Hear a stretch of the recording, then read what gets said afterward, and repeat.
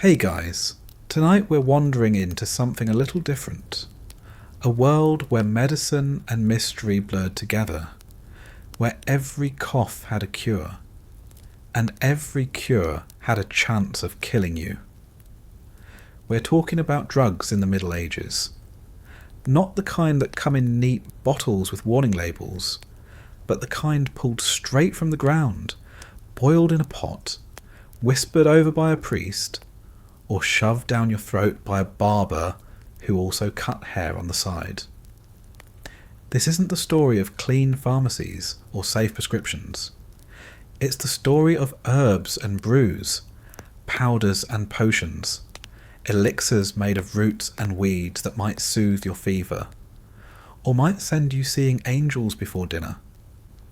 It's the story of how ordinary people leaned on whatever they could find: alcohol, plants, strange mixtures, and superstition, to deal with pain, hunger, fear, and faith.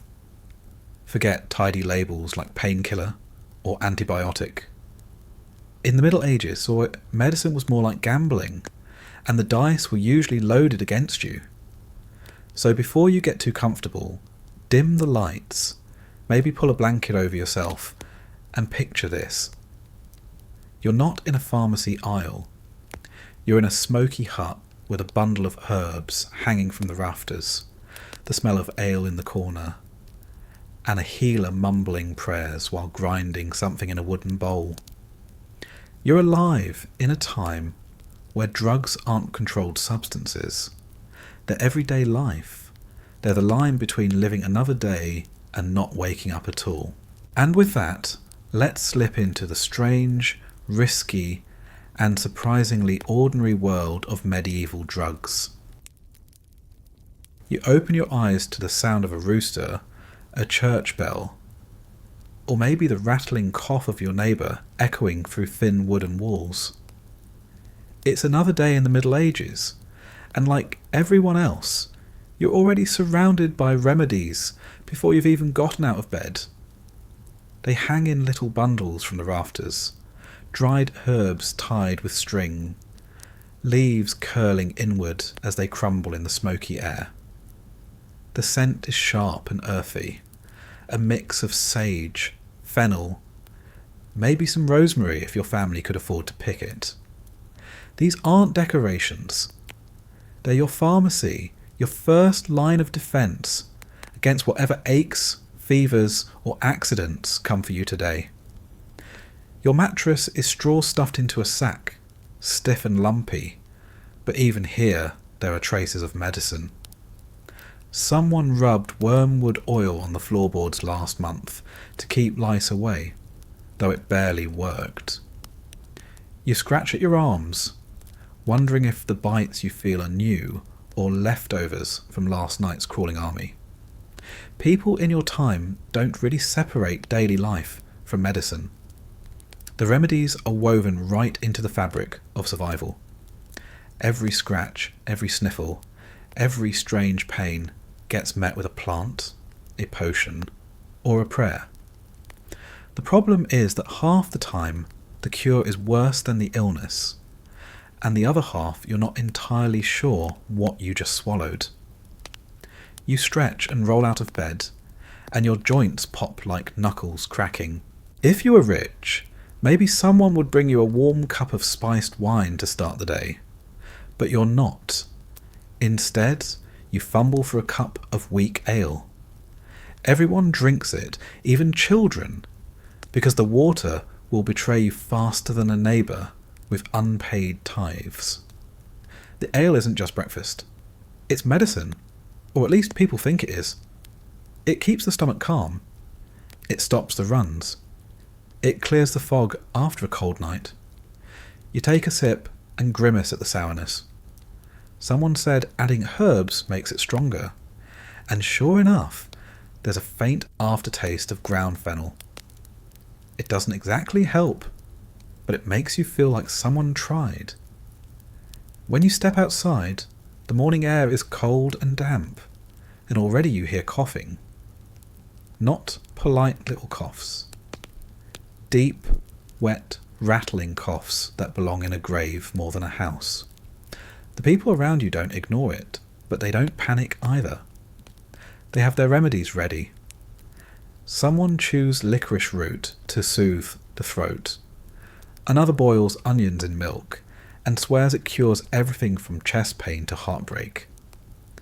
Children sip warm beer with honey stirred in, because sugar is expensive, but honey is medicine.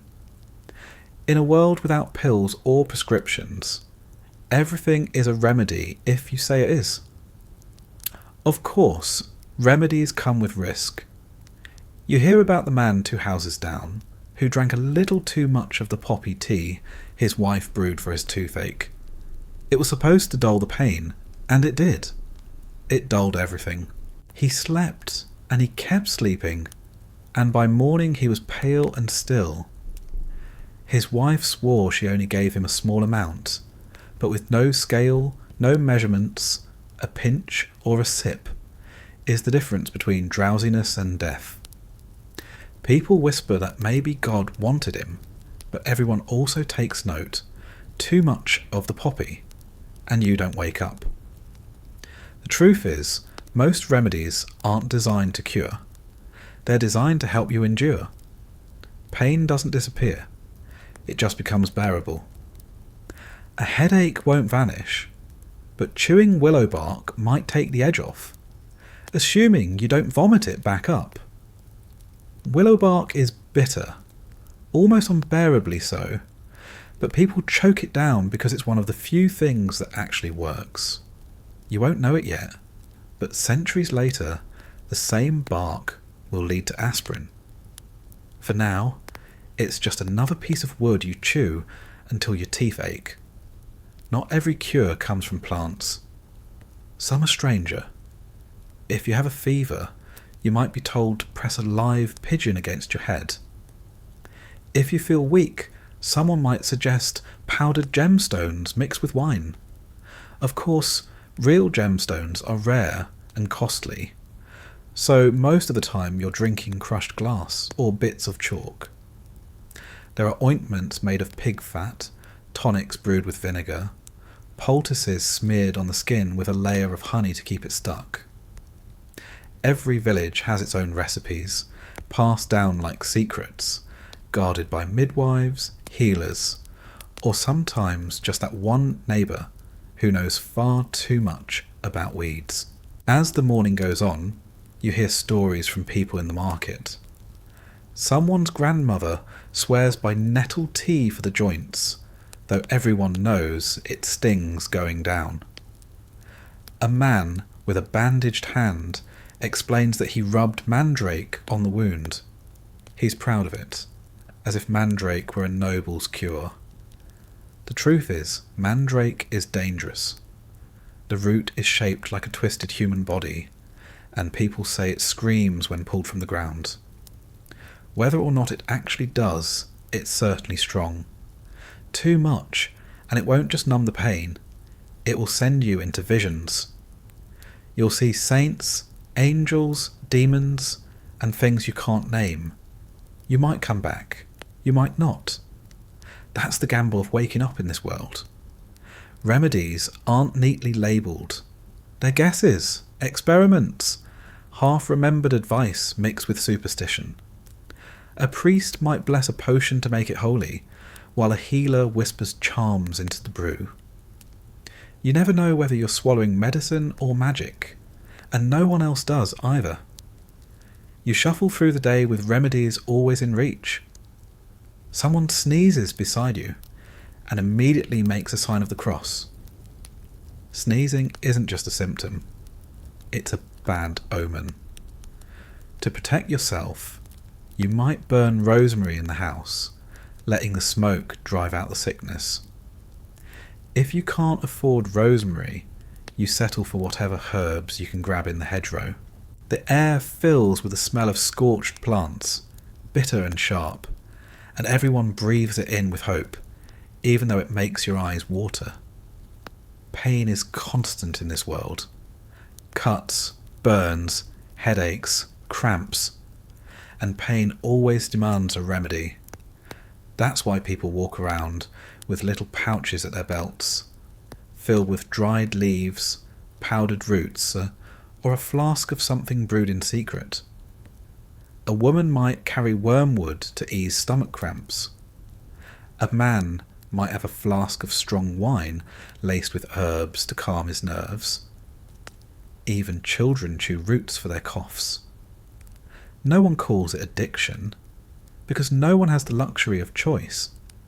You take what you need to keep moving, even if it makes your head spin or your stomach churn. Every remedy is a reminder that survival is fragile. You know that one mistake, too much mandrake, too strong a dose of opium, too many mugs of ale with herbs floating in it, can end things quicker than the illness itself. But you also know that doing nothing means suffering. And suffering in the Middle Ages is endless. Remedies are the only comfort. They don't promise tomorrow. They only help you crawl through today.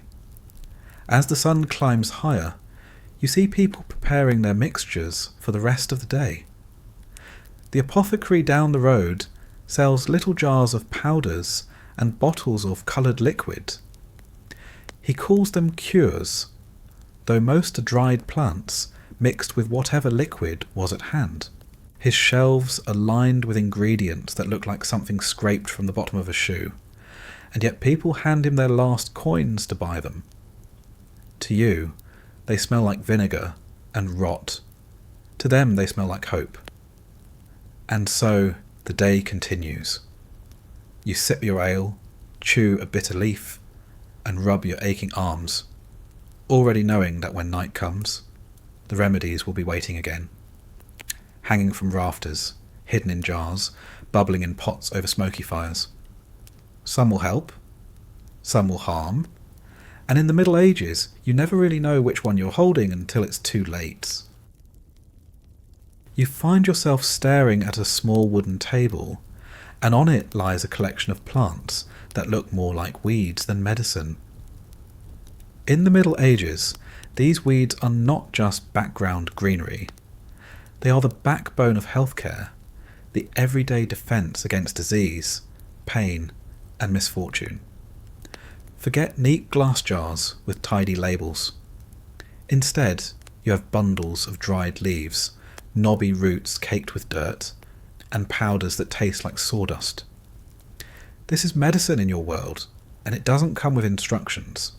It comes with rumours, superstition, and the occasional scream from someone who chewed the wrong thing. Let's start with the basics. Willow bark.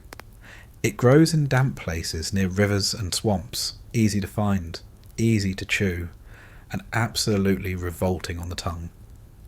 Bitter doesn't even begin to describe it. Still, people endure it because it dulls pain.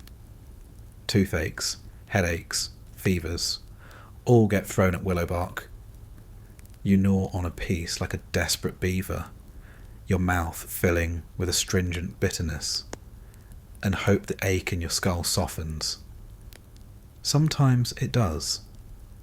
Sometimes you just add nausea to your list of complaints. No one knows why it works, not yet, but it's one of the few plants that actually earns its reputation. Then there's nettle. You already know nettle.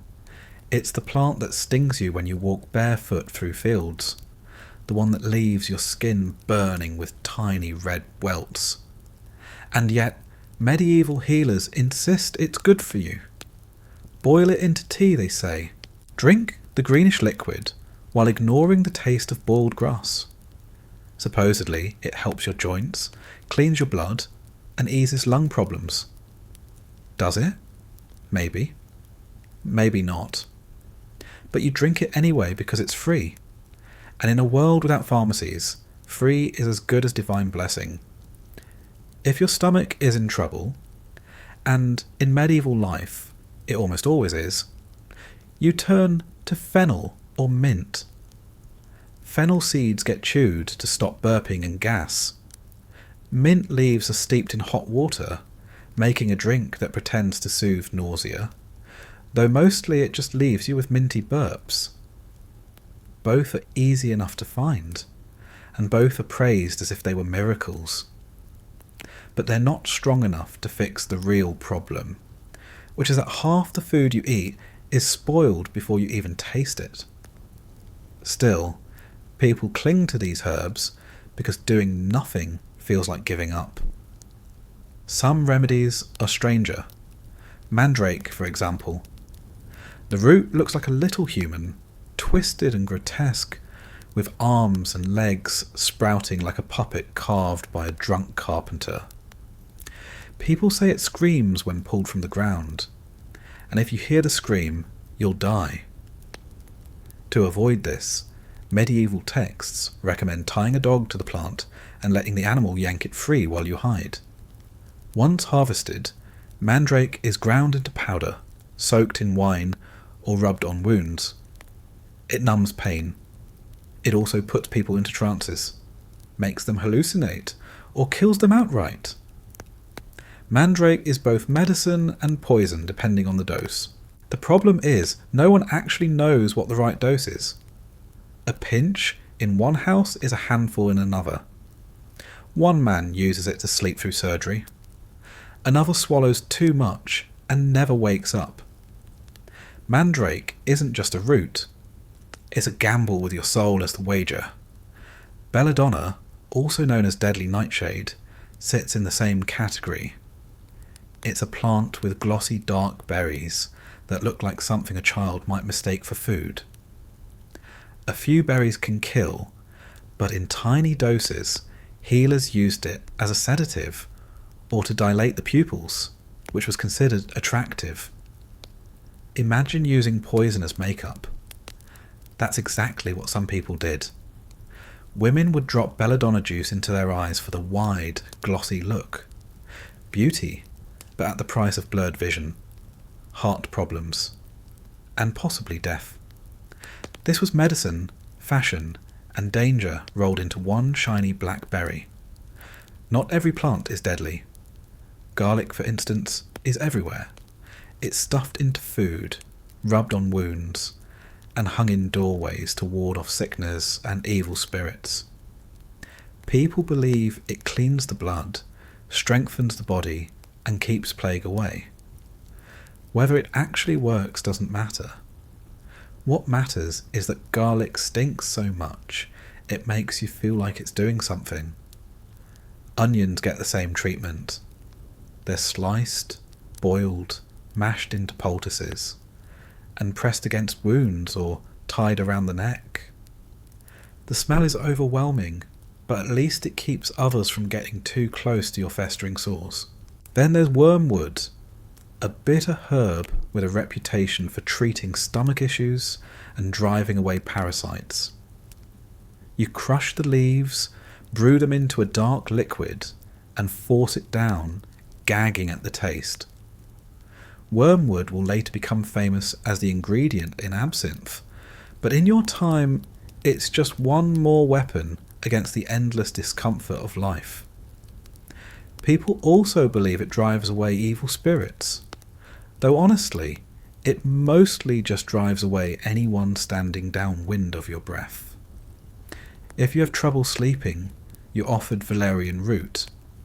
It smells like dirty socks and tastes worse, but it's supposed to calm the nerves. You chew it, swallow it, and wait, hoping the nightmares don't follow you into sleep. Sleep is dangerous in the Middle Ages. Too little, and you collapse from exhaustion. Too much, especially after taking the wrong herb, and you don't wake up at all. The line between medicine and superstition is always thin. Healers tell you to drink sage tea for memory, but they also tell you to carry sage leaves in your pocket to ward off bad luck. Plantain leaves are slapped onto wounds, but they're also sewn into amulets. Yarrow is brewed into tea for fevers, but it's also tucked under pillows to prevent nightmares. Every plant is both physical remedy and spiritual charm, and no one separates the two. You don't just drink medicine. You carry it, burn it, tie it to your body, or bury it under your doorway. The world is too uncertain to trust a single method. You learn quickly that not all remedies come from healers. Some are whispered by neighbours, passed around like gossip. Someone swears nettle tea cured their cousin's cough. Another insists chewing angelica root kept them alive through the plague. No one verifies these claims. No one can. In a time without real science, stories are the only evidence. If someone says it worked, then it becomes truth. And truth becomes the next remedy you chew, swallow, or rub on your skin. There's also the problem of dosage. Nothing is standardized. One handful of fennel seeds might ease indigestion. Another handful might give you cramps. A cup of valerian tea might relax you. A stronger cup might drop you into a stupor. Without measurements, medicine is always trial and error is permanent. You watch people around you taking these risks every day. Some improve, some decline, some vanish into the earth. And yet everyone keeps reaching for the plants, because the alternative is no remedy at all. So you live surrounded by herbs, roots, and powders that masquerade as medicine. Some help a little, some not at all. And some will kill you faster than the illness they were meant to cure. But in the Middle Ages, these plants are all you have. They line the shelves, hang from rafters, and fill your cup. You don't question whether they're medicine. You just hope they're not poison this time. The sun is higher now, and the thirst creeps in. Not the kind you quench with clean water from a tap, because that's not an option. Water in your world isn't refreshing. It's a gamble. Every stream, well, or bucket is loaded with invisible threats waiting to crawl into your stomach and set up shop. People know this, not in the modern sense of bacteria and parasites, but in the practical sense that drinking water often makes you sick or dead. So what do you do instead? You reach for the safest thing you have, alcohol. This doesn't mean everyone is stumbling drunk by mid-morning, though it might look that way to modern eyes. It means that ale and wine are staples, not luxuries. They're daily drinks consumed by peasants, nobles, children, and monks alike. Weak, often watery, but boiled during brewing, which kills off the nastiest of what lurks in raw water. You start the day with ale. You continue the day with ale. You end the day with ale. It's less a choice and more a constant rhythm. The medieval heartbeat sloshing in a wooden mug. Ale is everywhere, brewed in homes, taverns, monasteries, even cottages with roofs about to collapse. It's not fancy. The weak stuff, known as small beer, has barely enough alcohol to register, but it's safe enough to drink without immediately regretting it. Children sip it at breakfast without anyone raising an eyebrow. A toddler with a wooden cup of ale isn't shocking. It's survival. Stronger ales exist too, of course, but those are for feasts, festivals, and anyone with enough coin to afford them. The ordinary mug is thin, sour, and lukewarm, poured from a barrel that probably hasn't been cleaned in weeks. Wine, on the other hand, depends on where you live. In southern regions it's more common, flowing from vineyards that stretch across hillsides. In northern areas it's rarer, often imported, expensive, and treated with reverence. Monks drink it during Mass, nobles drink it to show wealth, and commoners water it down until it barely tastes like grapes. The richer you are, the stronger and spicier your wine. Cinnamon, cloves, and nutmeg turn a plain drink into a luxury, while the poor are left with sour leftovers that taste like vinegar. But even sour wine is better than a mouthful of dysentery from the town ditch. Drinking isn't just about thirst. It's about health, or at least the medieval idea of health. Weak ale keeps the bowels steady. Wine mixed with herbs is prescribed as medicine for everything from fevers to melancholy. A healer might hand you a cup of mulled wine spiked with rosemary or thyme and call it a cure. Whether it helps is uncertain, but the warmth in your stomach convinces you something is working. Alcohol becomes the base for medicine, the liquid that carries powdered herbs, ground roots, or crushed minerals into your body. You can't escape it. It's woven into every treatment. Of course, with constant drinking comes constant buzzing. You're not drunk in the wild, staggering sense every day, but you're rarely fully sober either. A mild fog settles over your head, a steady hum in your body. It takes the edge off hunger, eases the pain of aching joints, and softens the harshness of life. That dullness becomes normal.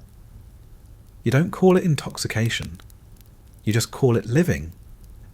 And sometimes, when the ale is stronger than expected, or the wine is less watered down, people do cross into outright drunkenness. Taverns fill with shouting, laughter, and the occasional brawl. Farmers trip home with ale stains on their tunics. Priests lecture about moderation. And everyone pretends they'll do better tomorrow while reaching for another cup. Brewing itself becomes an everyday chore. Women, especially, take on the task in peasant households, turning grains into liquid safety. Brew houses pop up in villages, little more than smoky sheds, where malt is dried and vats bubble with fermenting liquid. There's no sanitation, no careful measurement of yeast. It's a messy, unpredictable process, and every batch tastes a little different. Sometimes it's drinkable. Sometimes it's a sour disaster. Either way, people drink it because it's what they have. Monasteries, on the other hand, turn brewing into a craft. Monks write down recipes, refine techniques, and create drinks that actually taste better than swamp water.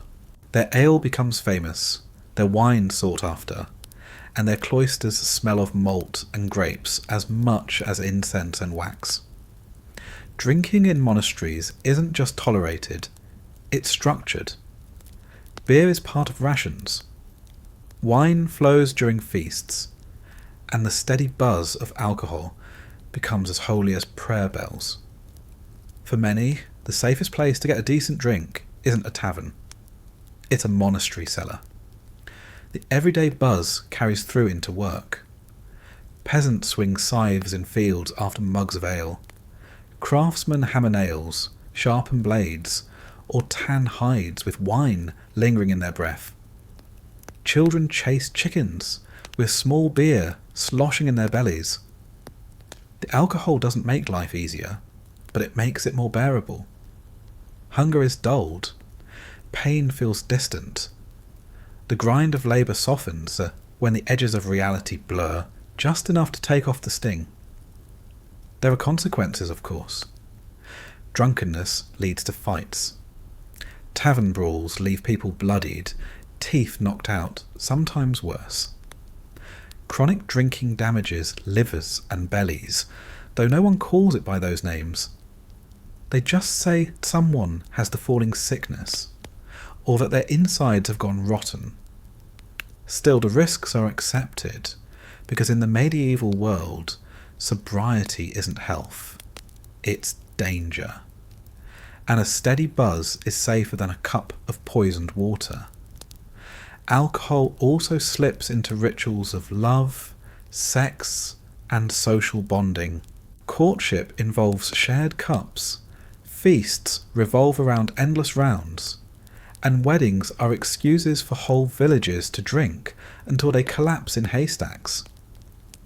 Even childbirth might involve strong ale handed to the mother as a crude painkiller.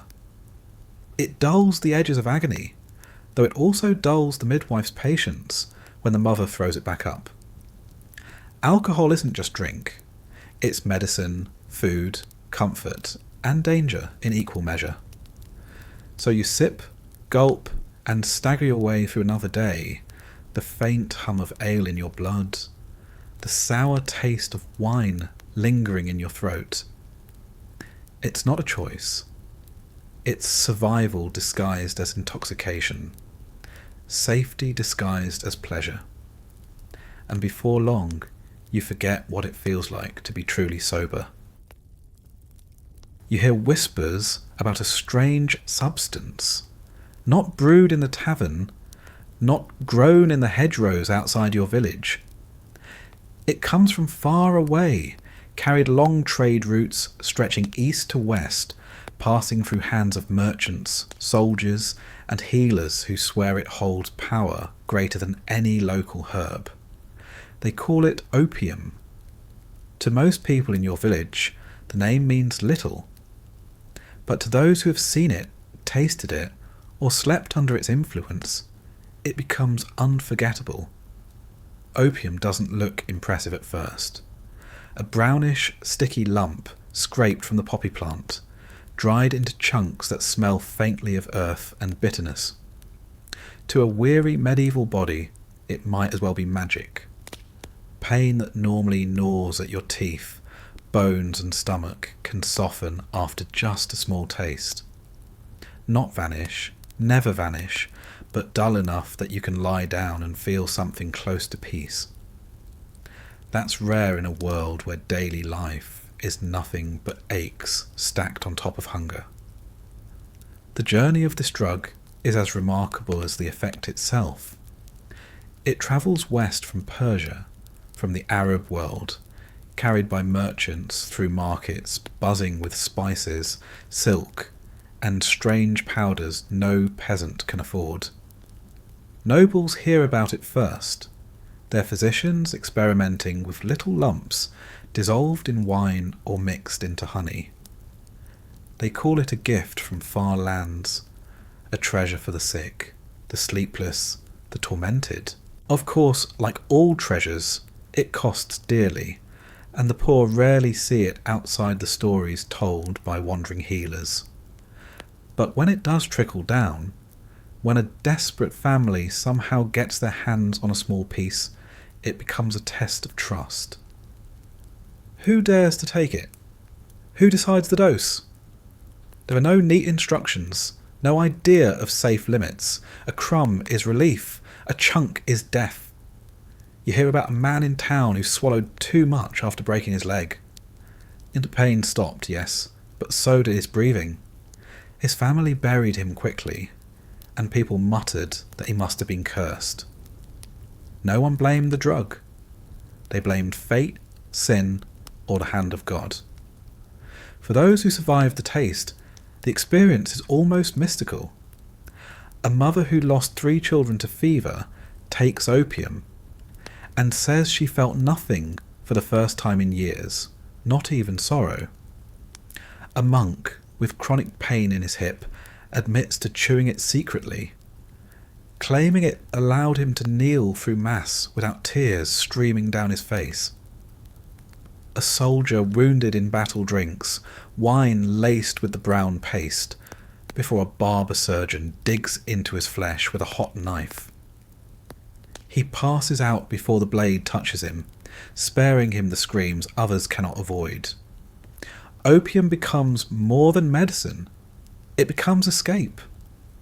But escape in the Middle Ages is dangerous. Every remedy is watched, weighed, and judged through the lens of faith. Too much comfort is suspicious. Too much relief feels unnatural. Priests warn that numbing pain might also numb the soul, leaving a doorway open for the devil. They preach moderation, though they themselves often sip heavily spiced wine to dull their own headaches. Hypocrisy is as common as hunger, but the fear of spiritual corruption lingers. People ask whether opium heals or tempts. Is it God's gift or a trap from darker forces? No one can say. You notice how the drug slips quietly into mixtures. Apothecaries grind it into powders, tuck it into ointments, or stir it into syrups. They rarely call it by name. Instead, they describe it as a sleep bringer, a pain duller, a mysterious element among dozens in a complex recipe. Patients never know what exactly they're taking. They just swallow the sweetened drink, fall into a heavy sleep, and either wake feeling better or never wake at all. The healer shrugs. That's medicine. Trade keeps bringing more of it, slow but steady. Crusaders returning from campaigns in the East tell stories of powerful poppy mixtures, of men who fought through wounds that should have killed them because their pain was drowned in strange brews. Some stories are exaggerated, others half remembered, but they spread nonetheless. Nobles clutch at them, wanting to own this power, to add it to their arsenal of exotic remedies that prove their wealth and status. A chest filled with spices shows you're rich. A vial of opium shows you command secrets from beyond the known world. The ordinary folk see it differently. For them, it's another rumour of the unattainable. They make do with willow bark and nettles, garlic and ale. Maybe, if they're lucky, they encounter opium once in a lifetime, offered by a travelling healer for a coin they can't spare.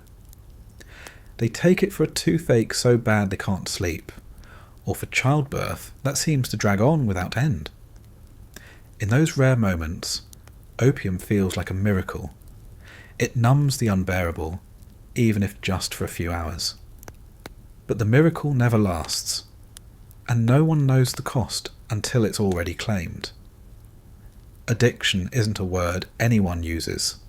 There's no concept of dependency, only whispers of people who cannot seem to stop asking for the sleep-bringing powder. A noble grows pale, withdrawn, demanding more of the foreign paste from his physician. A monk, once stern and sharp, spends more and more time in his cell, eyes glazed, prayers slurred. People notice, but they don't connect the dots. They say it's weakness, laziness, sin. They don't say it's the drug. They don't yet understand that this visitor from the East doesn't leave quietly once it enters your body. Still, the allure remains.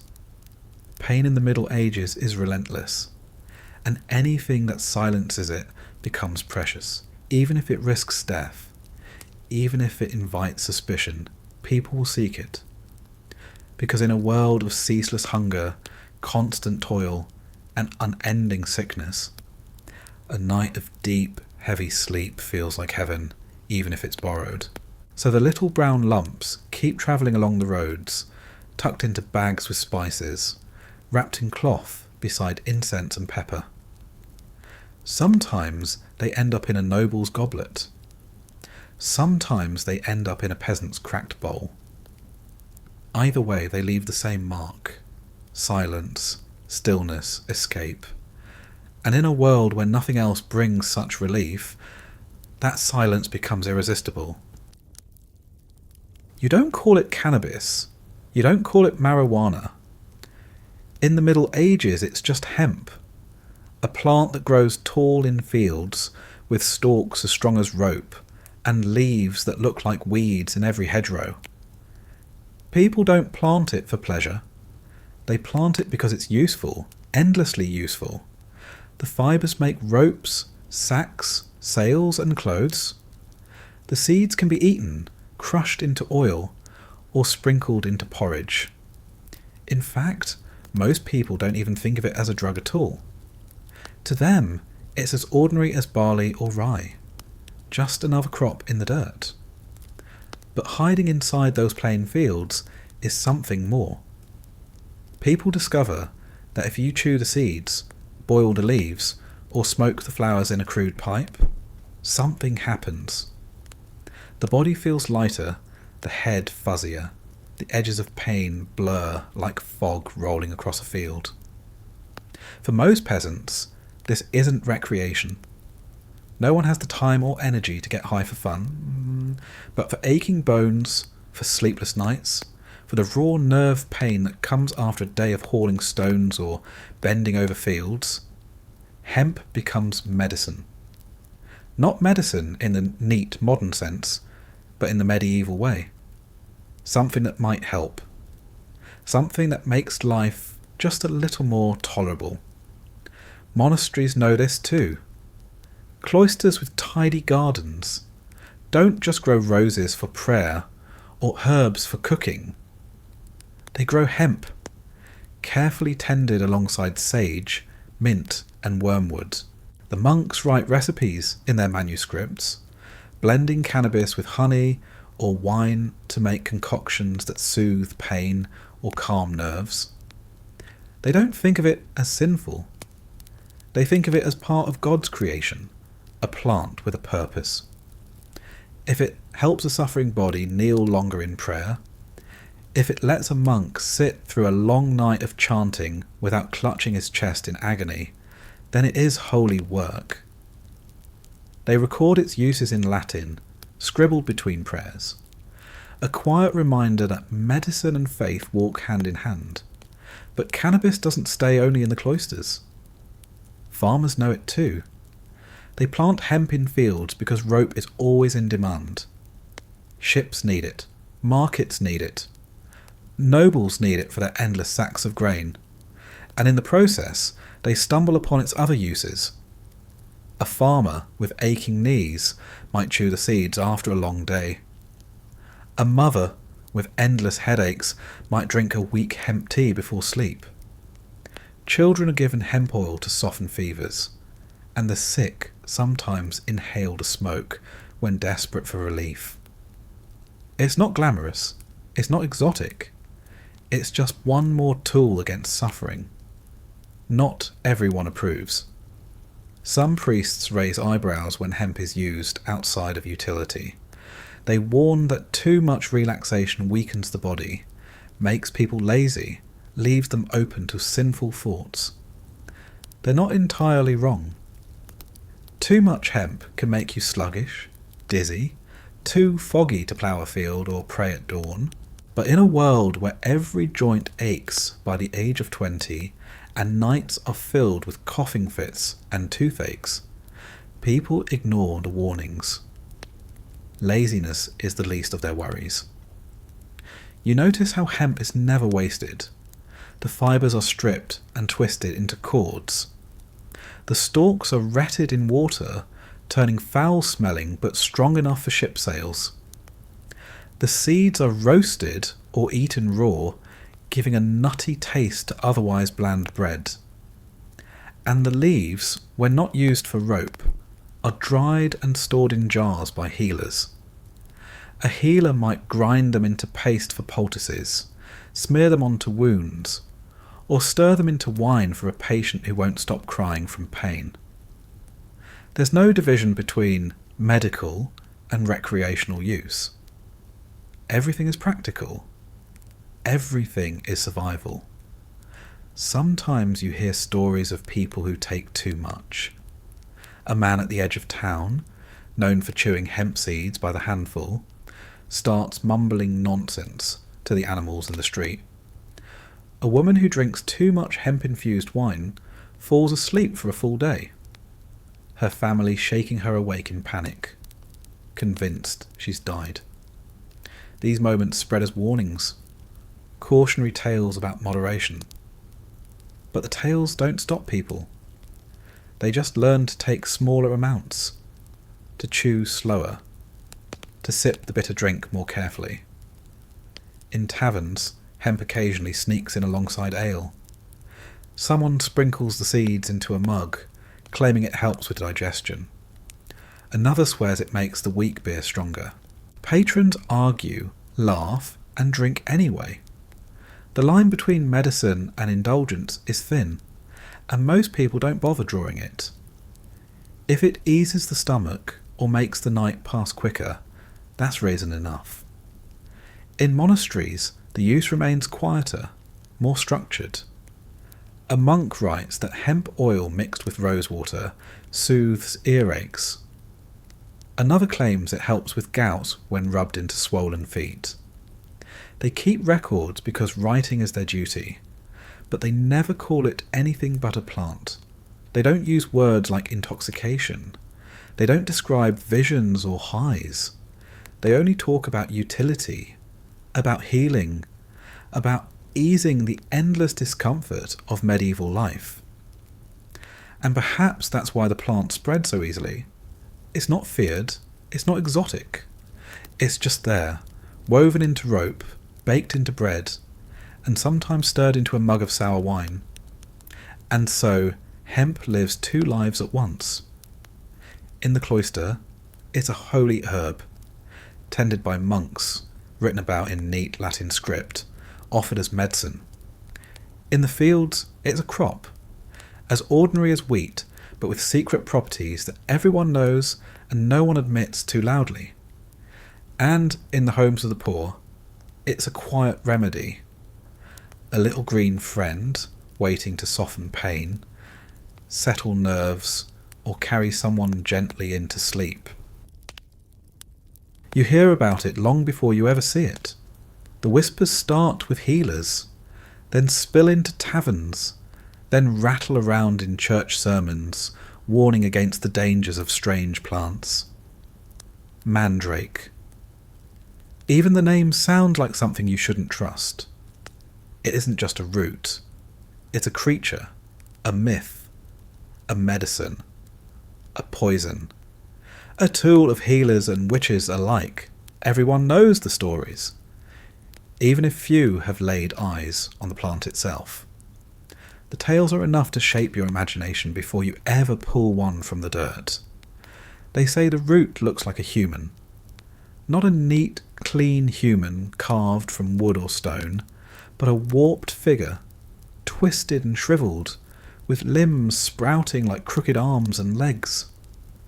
Some swear you can even see a face in the folds, a mouth gaping as if mid-scream, eyes hollow and staring. Healers treat it with reverence. Priests treat it with suspicion. Children dare each other to sneak into fields and dig one up, though they never follow through. Because the stories say that when you pull a mandrake from the ground, it screams. Not a polite little whimper. A scream so loud it shatters your ears, drops you dead on the spot, or drives you mad with terror. To avoid this, the legends offer a method. Tie the root to a dog. Stand back. Let the animal pull the plant free, while you cover your ears with wax or cloth. The dog hears the scream instead, and some say it dies in your place. It's a cruel story, but cruelty is never far from medieval life. Better the dog than the man, they argue. And so, mandrake becomes wrapped in ritual before you even think about using it. But once you have it, once the crooked root is in your hands, what do you actually do with it? That depends. In the right hands, it's medicine. Ground into powder, steeped in wine, or boiled into a thick, bitter drink, mandrake can numb pain. It can make surgery bearable, or at least survivable. Imagine a barber surgeon about to cut into an abscess with a knife that hasn't been washed in years. You drink mandrake wine first. The world begins to spin, the pain recedes, your body feels heavy. When the knife cuts, you don't scream as loudly as you might have otherwise. That's the gift of mandrake. But the gift is double-edged. Too much, and the heaviness deepens into stillness. The spinning world becomes darkness. You don't wake. People tell stories of men who swallowed too much powder for a toothache and died in their sleep. Women who drank mandrake tea to ease childbirth pains and never woke to hold their babies. Mandrake isn't precise. There are no measurements, no safe doses. There is only a little or too much, and too much is fatal. That's why mandrake lives in a strange space between reverence and fear. Apothecaries lock it away, keeping it in little boxes behind shelves of safer herbs. They know it's powerful, but they also know it's unpredictable. Midwives sometimes carry dried pieces, claiming they ease pain during labour or ward off bad spirits, but they rarely admit it openly. The Church keeps a close eye on such practices, ready to label them witchcraft if they seem too effective. Because to many, mandrake isn't just medicine, it's magic. And magic is dangerous. Priests preach that using mandrake to heal could just as easily summon demons as cure pain. They describe its human shape as proof of its unnatural nature, as if the devil himself planted tiny bodies in the soil to tempt mortals. Stories spread of witches brewing mandrake into potions, using it in love charms, or mixing it into ointments that let them fly through the night. The truth is less dramatic. Rubbing mandrake paste on the skin can cause hallucinations, a dizzy, floating feeling that makes you believe you've left the ground.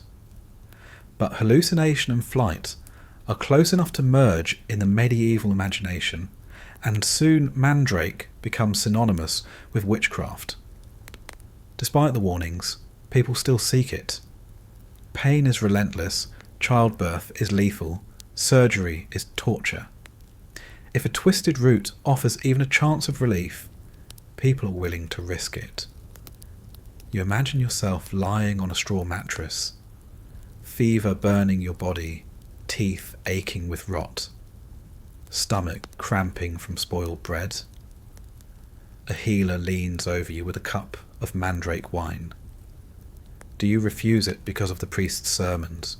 Or do you drink, desperate for the numbness, even if it means never waking again? Most people drink. Desperation always outweighs doctrine. The plant also finds its way into superstition beyond medicine. Some carry dried mandrake roots as charms, believing the human shape gives them power. A root tucked under the bed might protect from nightmares. A piece sewn into a pouch and worn at the waist might bring fertility or luck in childbirth.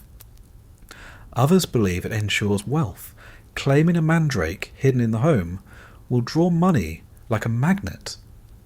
These beliefs spread across villages, whispered from one family to the next, until mandrake becomes not just a root, but a household talisman. Of course, talismans are risky.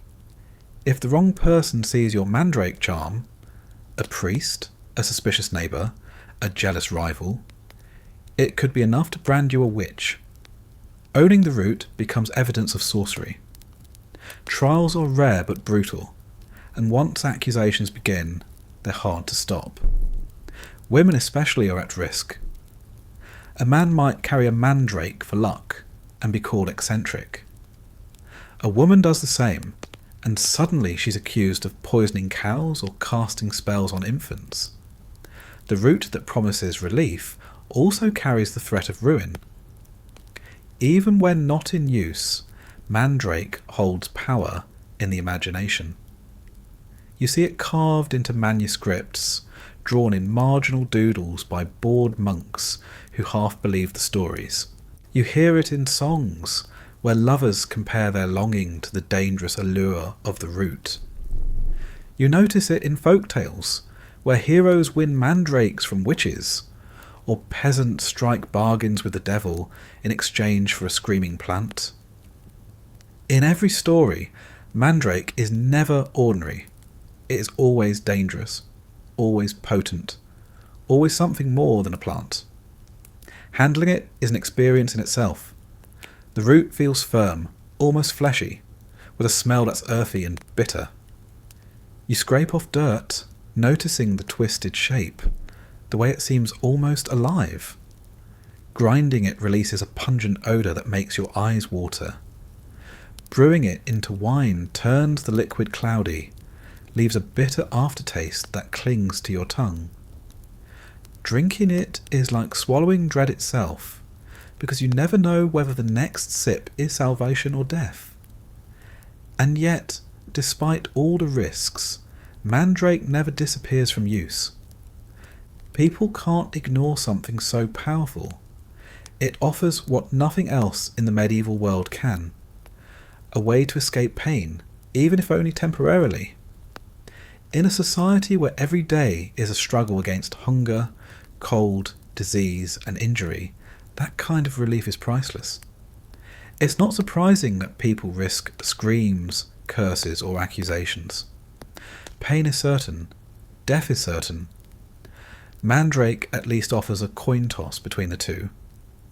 So the myths continue, passed from mouth to mouth, written in shaky Latin, scribbled in the margins of herbals. A root that screams when pulled. A root that kills dogs. A root that heals pain, summons demons, grants wealth, and carries you into dreams of flight. You may never see one yourself, but you'll always know the stories. And in the Middle Ages, stories are as real as medicine, because they shape what you choose to swallow, what you choose to fear, and what you choose to hide under your bed at night. You notice the berries first. Glossy, black, and tempting, hanging from a plant that looks deceptively harmless. They shine like jewels against the green leaves, almost inviting, almost too perfect. To a hungry peasant child wandering in the fields, they look like food. To you, they look like danger. Because you've heard the warnings. This plant is deadly. This is belladonna, nightshade, a beauty that kills. In the Middle Ages, you don't learn about plants from textbooks or neat herbal guides. You learn from whispers, from tragedies, from the sudden deaths of people who mistook poison for nourishment. Everyone in your village knows someone who lost a child to nightshade. One handful of berries, eaten in curiosity, and the child slipped into fever, delirium, convulsions, and silence. The plant teaches its lesson harshly, but it never stops being tempting. Its beauty is its weapon. That's why people call it deadly nightshade. That's why the name belladonna, beautiful woman, clings to it like a cruel joke. Yet the story isn't as simple as avoid it or die, because like most things in the medieval world, danger and remedy exist side by side. Belladonna isn't only poison. In the hands of healers, it's also medicine. Its leaves and berries are crushed into paste, boiled into tinctures, mixed with wine. Tiny doses ease pain, calm spasms, and dull the screaming agony of wounds. Too much and you fall into delirium, seeing visions of demons or angels. A little more and your heart simply stops. The line between remedy and poison is thinner than a hair, and no one has scales or measurements to guide them. Just guesswork, just prayers, just hope. You hear of noble women using it for something even stranger. Drops of belladonna juice placed in their eyes. The poison dilates their pupils, making their gaze look wider, darker, and supposedly more alluring. In candlelight, the effect is striking. Eyes shine like pools. Faces glow with a strange intensity. Men are captivated. Women pay the price. The drops blur vision, damage eyes, and sometimes lead to blindness. But beauty in the Middle Ages often comes with pain. And for those chasing fashion, the risk is worth it. That's why it's called belladonna, the beautiful lady. A woman who looks enchanting, but at the cost of her own health. Apothecaries know the plant well. They keep dried leaves and berries locked away, scribbled in their ledgers, as both cure and curse. They sell tiny amounts to physicians who use it for surgery, to dull the screams of patients while knives dig into flesh. They sell it to midwives who mix it with other herbs for women writhing in childbirth. And sometimes, quietly, they sell it to less holy customers. Assassins, rivals, desperate peasants who want to poison a lord's food. Because belladonna doesn't just heal, it kills cleanly, silently, leaving few traces but a body that looks like it succumbed to fever. A handful of berries crushed into a drink is enough to end a life, and the plant grows wild in hedgerows, waiting to be plucked. No exotic trade routes required. Just reach out your hand, and death is yours. This duality, medicine and murder, gives belladonna a reputation beyond ordinary herbs. Priests call it a devil's plant, claiming its shiny berries are temptations from Satan himself. They preach that its use invites corruption, that women who carry belladonna in their aprons are likely witches, and to be fair, witches are often accused of using it. The hallucinations it causes become the stuff of legend. Rubbed into ointments and smeared on skin, belladonna creates visions of flight. Witches are said to smear themselves with flying ointment, then ride through the night on broomsticks, soaring to sabbaths with demons. In truth, the ointment likely just made them feel dizzy, detached, floating in dreams. But in the time when dreams and reality blend too easily, the myth takes root. People truly believe that belladonna carries women into the sky, and so the plant becomes part of trials, accusations and burnings. A pouch of dried nightshade leaves found in a woman's hut is evidence of witchcraft. A jar of ointment made from its berries seals her fate. To the fearful, no one carries belladonna for healing. They carry it to summon demons, to curse neighbours, to kill livestock. The truth that it can also ease pain, numb nerves, and bring a kind of peace is lost in the smoke of pyres. But in quiet places, the knowledge persists. Midwives risk using it when nothing else works. A woman in the throes of endless contractions, bleeding and screaming, might be given a drop of nightshade to ease her pain. The midwife prays it's enough to calm, not enough to kill. Sometimes it works. Sometimes the mother's breathing slows, her eyes roll back, and she slips away. The baby is left screaming, motherless, while neighbours whisper about witches. But to the midwife, it was a gamble she had to take. Without belladonna, the mother would have died screaming anyway. With it, there was at least a chance. The hallucinations remain its most infamous effect. People describe visions of fields turning to fire, of voices whispering in their ears, of flying through the night with wings of smoke. Some say it feels like being lifted out of your body, floating above the straw mattress while your limbs lie motionless below. Others claim they see saints, angels, or the Virgin herself, though priests are suspicious of such visions. Are they holy, or are they tricks of the devil?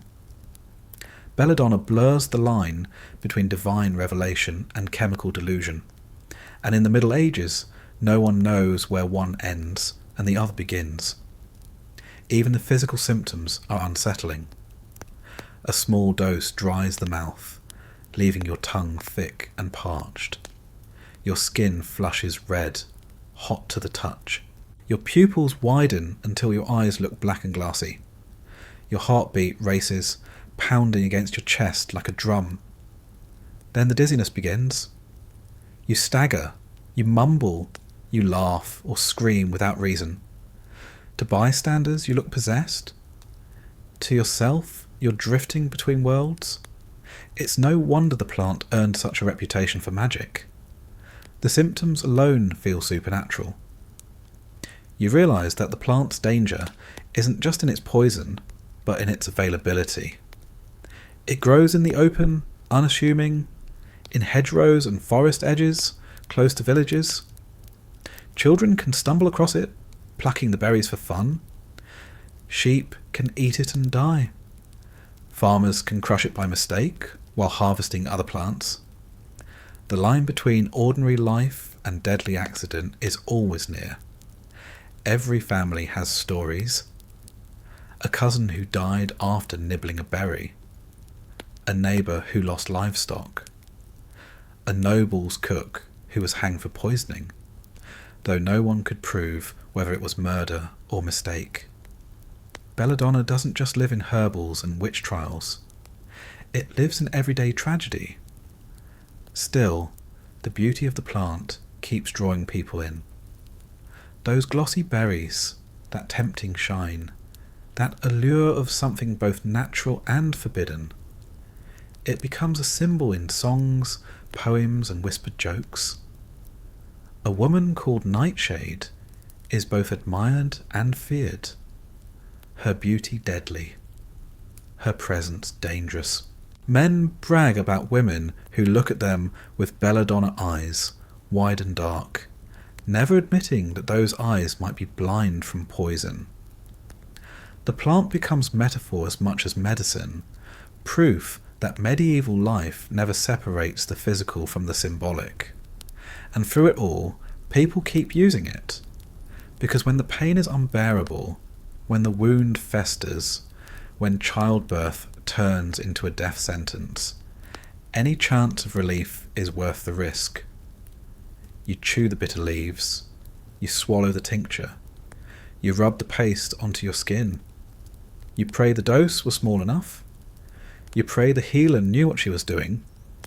You pray you'll wake up. Sometimes you do, sometimes you don't. The danger never stops the curiosity. People still reach for the shiny berries, still grind the leaves, still whisper about witches flying through the night. Because in the Middle Ages, beauty and death are never far apart, and belladonna, the dangerous beauty of Nightshade, embodies that truth more perfectly than anything else growing in the soil. You're thirsty again. Not the dry throat kind you get from working fields, but the restless thirst that comes with needing something stronger than weak ale, something that feels like a treat instead of a chore. In the Middle Ages, treats rarely exist. Food is work. Sleep is work. Even prayer feels like work. But drink, sweet, spiced, or fermented, becomes the closest thing to pleasure you'll find. And when people want more than ale or sour wine, they turn to mead, mulled wine, and the closest thing the medieval world has to happy hour. Mead is older than anyone can remember. Older than kings, older than cathedrals, older than the stories monks scratch into manuscripts by candlelight. It's honey mixed with water, left to ferment until the sweetness transforms into something heady and golden. You take a sip, and it tastes like sunlight trapped in a cup, syrupy and rich.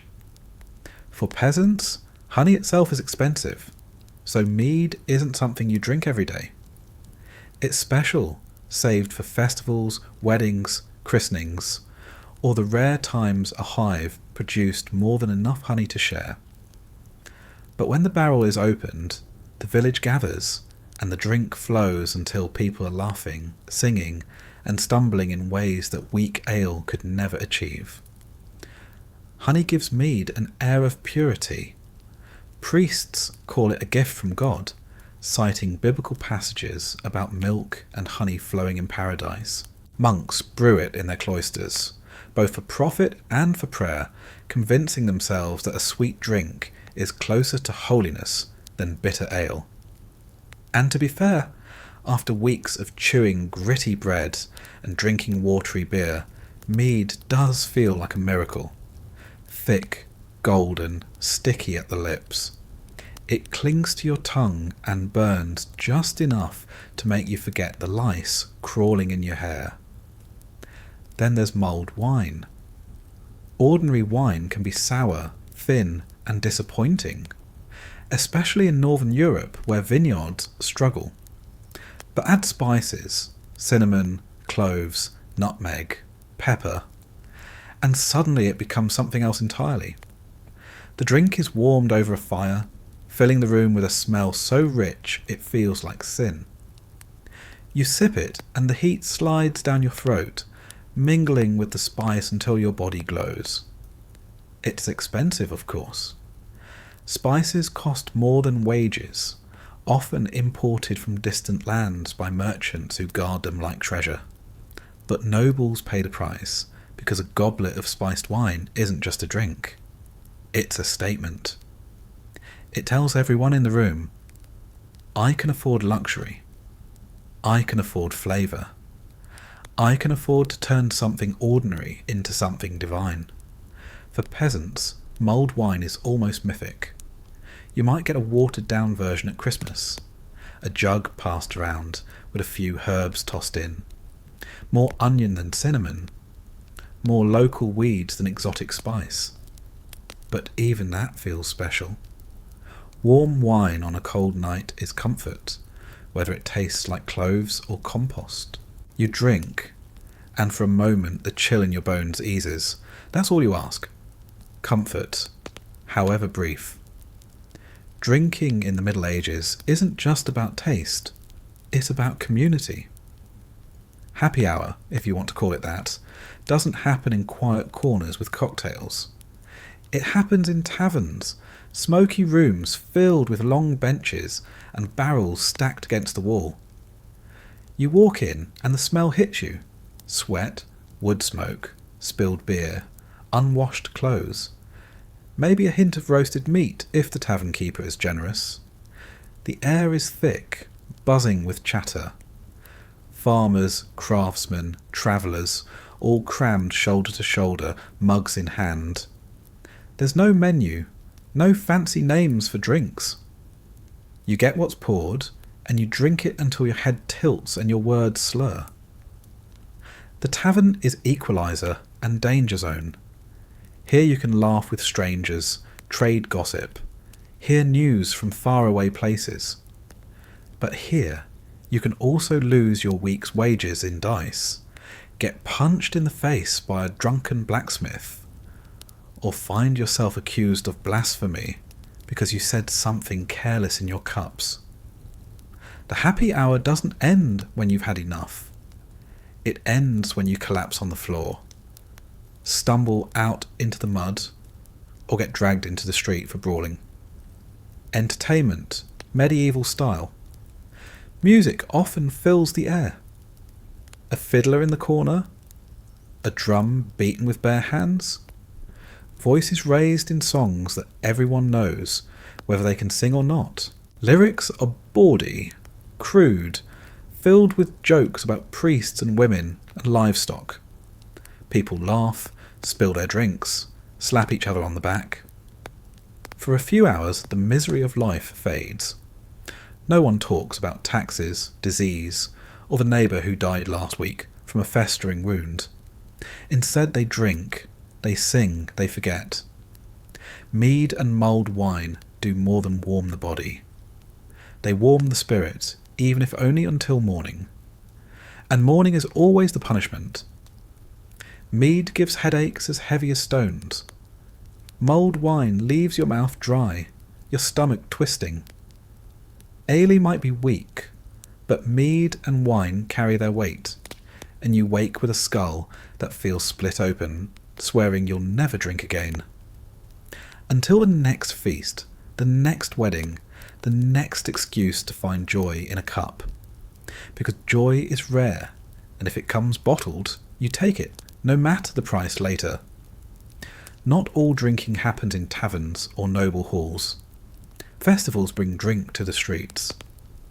Picture a harvest feast, barrels of mead tapped in the village square, mugs sloshing as people dance in circles, bonfires crackling. Children sneak sips when no one is looking, their faces scrunching at the taste.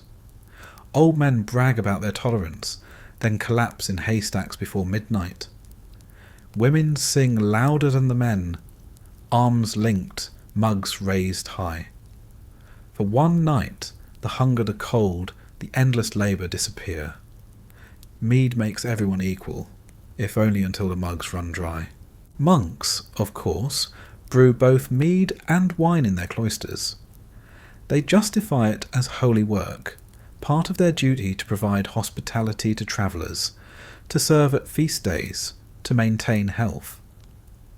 But their cellars tell a different story. Barrels line the walls, carefully tended, recipes refined over decades. Some monks write treatises on brewing, noting which herbs to add for health, which spices for digestion, which fermentation times yield the smoothest drink. Their hands copy scripture by day and stir brewing vats by night, each task as holy as the other. When pilgrims arrive, weary and sore, monks hand them cups of spiced wine or sweet mead, and the pilgrims praise God for such mercy. Whether it's divine or just fermentation hardly matters. Drinking also seeps into medicine. Healers use mead and wine as carriers for herbs, stirring in powders and roots to mask bitterness. A patient with a cough gets mulled wine laced with fennel. A woman with cramps gets mead mixed with willow bark. A man about to have a tooth pulled gulps strong wine until he can barely stand, then submits to the barber's pliers. Alcohol dulls pain, sterilises wounds, and makes unbearable treatments just slightly less unbearable. Mead and wine aren't only for happy hours, they're tools of survival. But survival is never simple. Drink also destroys. Men spend wages on tavern nights, leaving families hungry.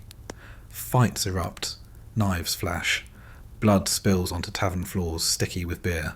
Women are left to drag their husbands home, cursing the drink, cursing the tavern, cursing the fleeting joy that cost so much misery in its wake.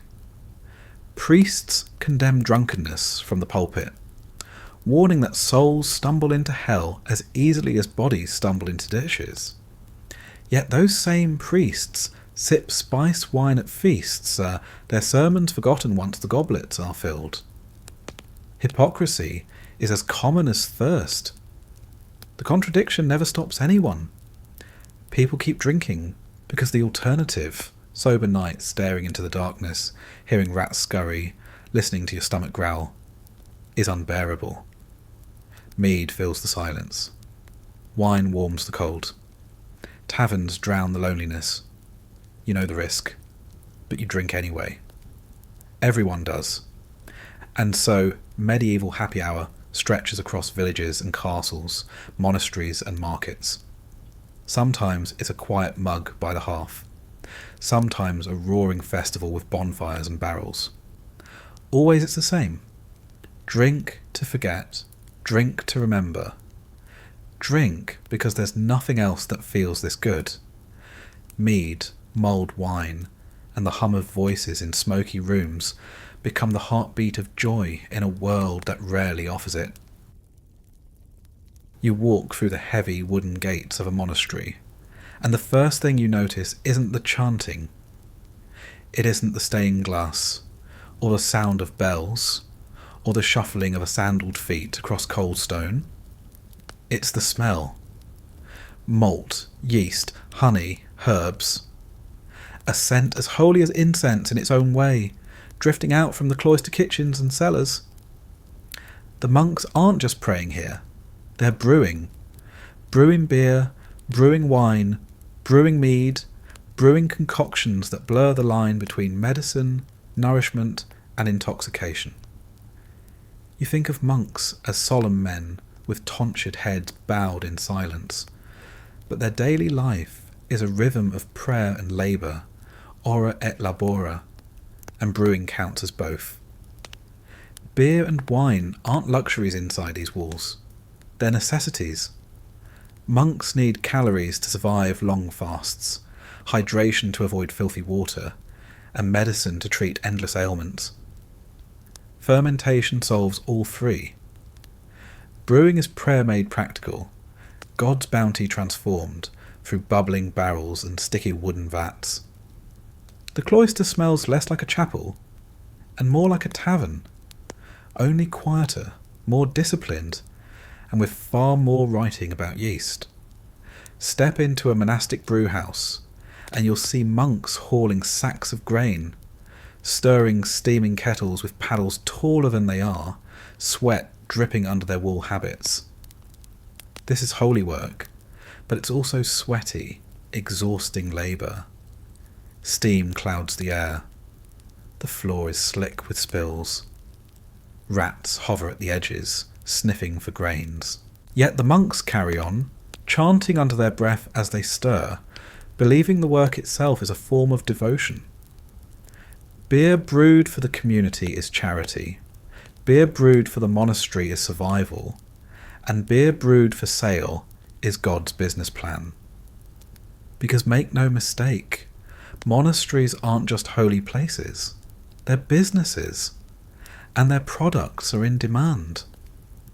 Villages nearby might struggle to brew decent ale, but the monks refine their recipes, write them down in careful Latin, and pass them on across generations.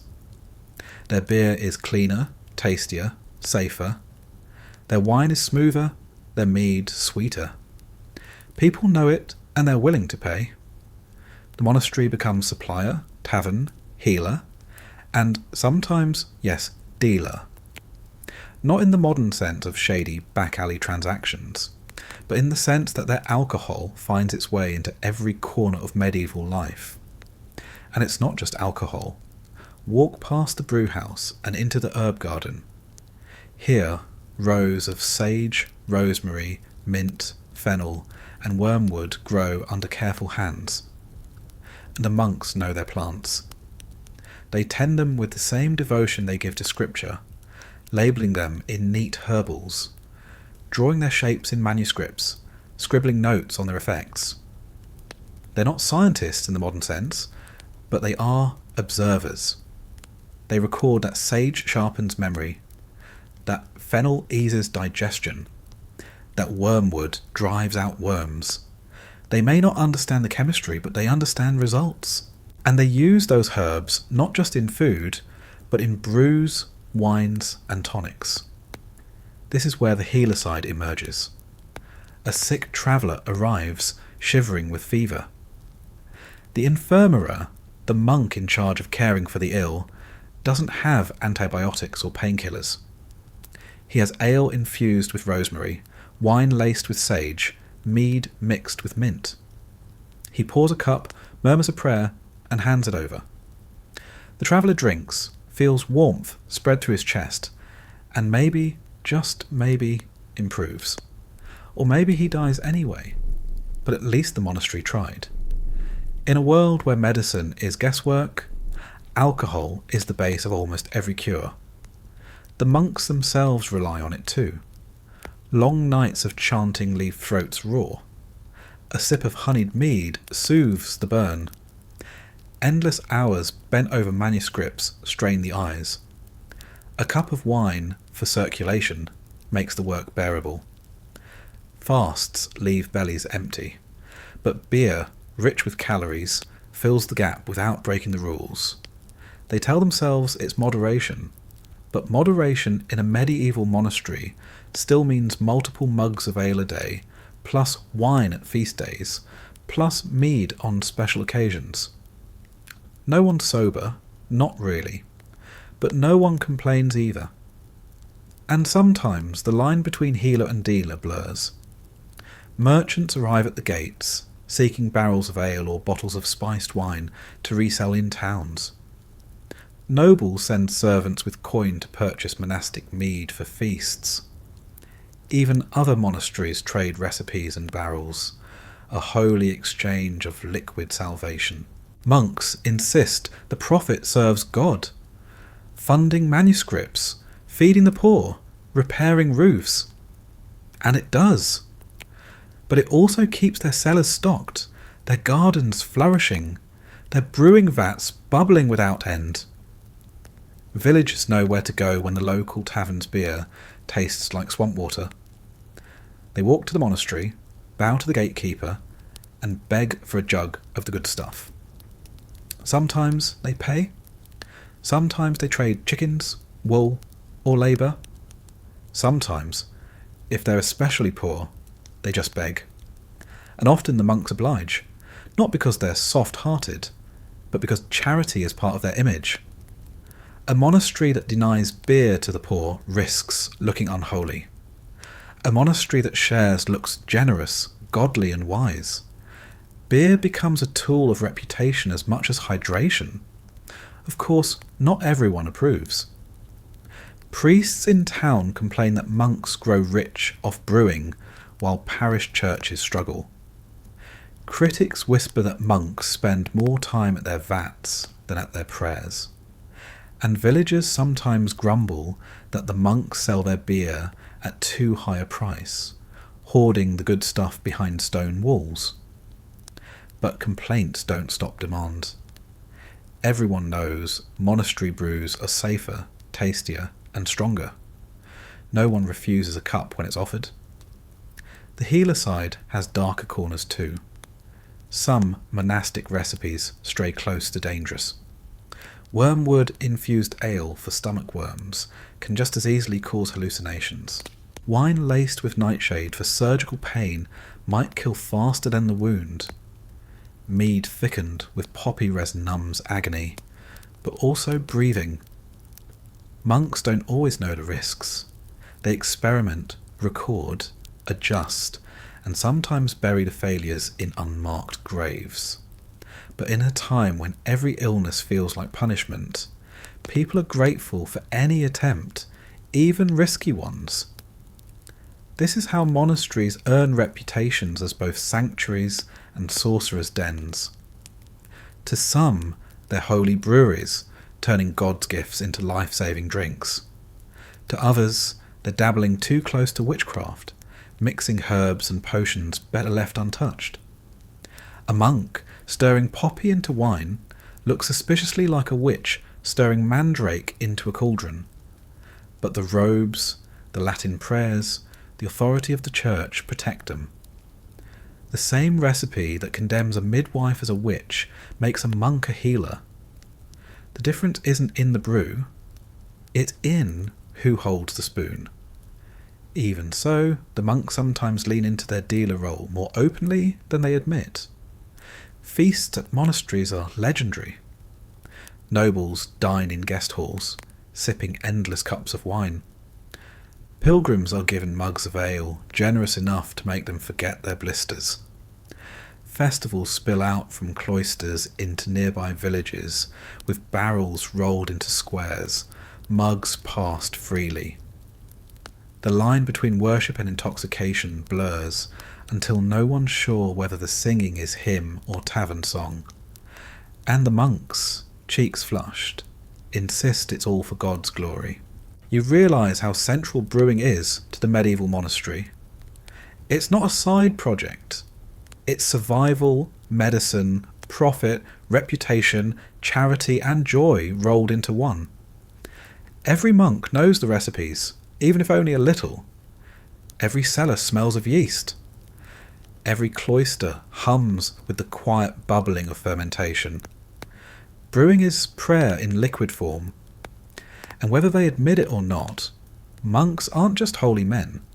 They're brewers, healers, and, when the barrels leave the gates, occasional dealers too. You push open the crooked wooden door of a shop tucked between a butcher and a tanner, and immediately the smell hits you.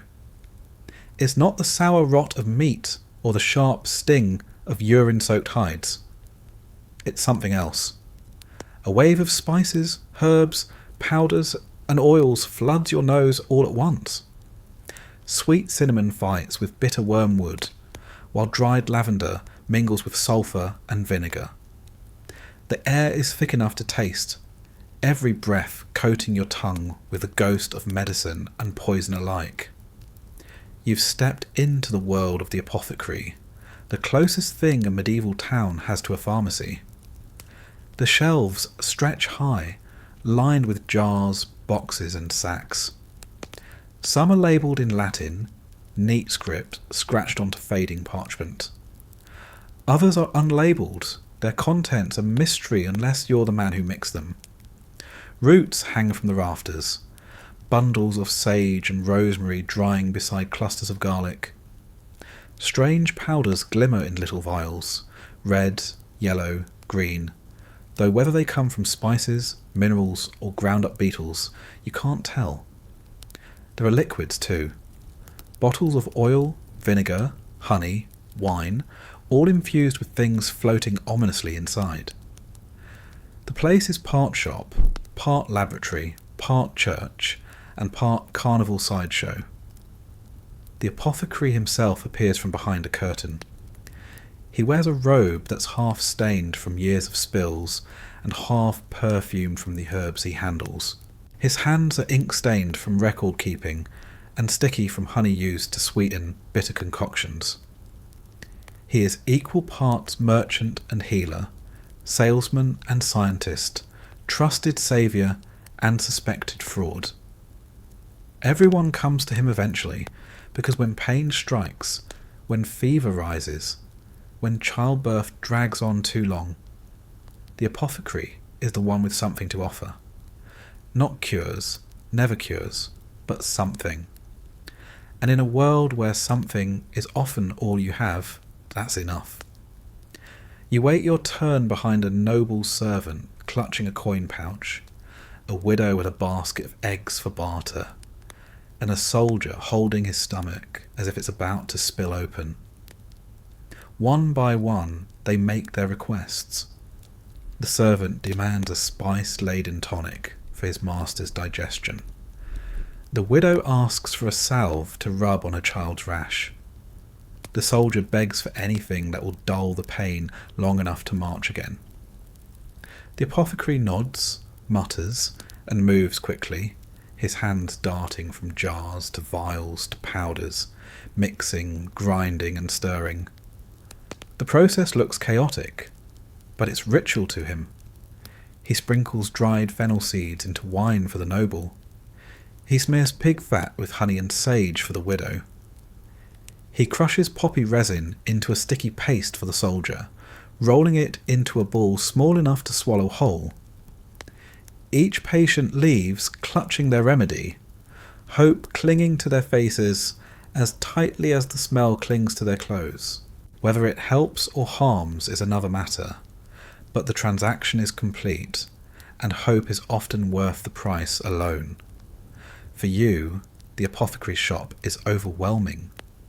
You don't recognise half of what you see. Is that powder chalk or bone?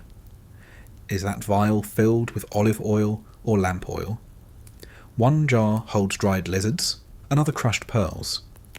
In the corner sits a mortar, still stained red from something pounded to dust hours earlier. Behind the counter, a shelf glitters with expensive imports: cinnamon, nutmeg, pepper, saffron. These aren't just flavours, they're medicines, or at least people believe they are. Spices warm the blood, clear the head, chase away fevers. That they also taste good is a happy accident, though one reserved for the rich. For the poor, remedies taste of vinegar, onion, and whatever weed could be plucked from the roadside. The apothecary is not a doctor, though some call him one. He doesn't cut open bodies like a barber surgeon, and he doesn't mumble prayers over the sick like a priest. He occupies a strange middle ground, a liminal space where commerce and care blur. He sells medicine, but he also sells magic. A charm tucked into a pouch, a powder to sprinkle in a doorway, a vial to bury under a threshold.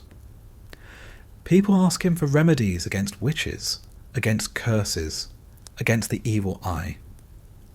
He nods and provides something because denying the request would cost him business. Whether it works doesn't matter. Belief is half the cure. You listen as a woman whispers about her husband's impotence. The apothecary nods gravely, then disappears into the back room. He returns with a vial of thick liquid, a mixture of wine, crushed herbs, and something she doesn't ask about. He instructs her to pour it into her husband's drink. Will it work? Maybe. Maybe he'll just get drunk and fall asleep. But she leaves smiling, clutching the vial as if it holds salvation. The apothecary doesn't promise. He doesn't need to. The performance is the product as much as the potion. Children aren't spared from the pharmacy experience either. Mothers bring their infants, coughing and feverish, begging for something, anything, to help. The apothecary reaches for licorice root, honey, a pinch of dried chamomile, mixing them into a syrup that drips thick and sticky from the spoon. The baby sputters, chokes, swallows. Sometimes they improve. Sometimes they worsen. Sometimes they die anyway. But the mother leaves believing she did what she could, and the apothecary collects his coin. You notice how much of the apothecary's business is theatre. He weighs powders on little brass scales, though the measures are rough. He grinds roots in a mortar, the rhythmic pounding meant to reassure. He mutters in Latin phrases, giving weight to his work, though most of his words are filler. He ties bottles with wax-sealed strings, presents packets in folded paper, scribbles instructions that few can read. The whole performance convinces you that what you're holding is important, powerful, effective. Whether it actually works is secondary. Of course, some remedies do work, at least in part. Willow bark eases pain. Poppy dulls agony. Honey soothes throats and heals wounds.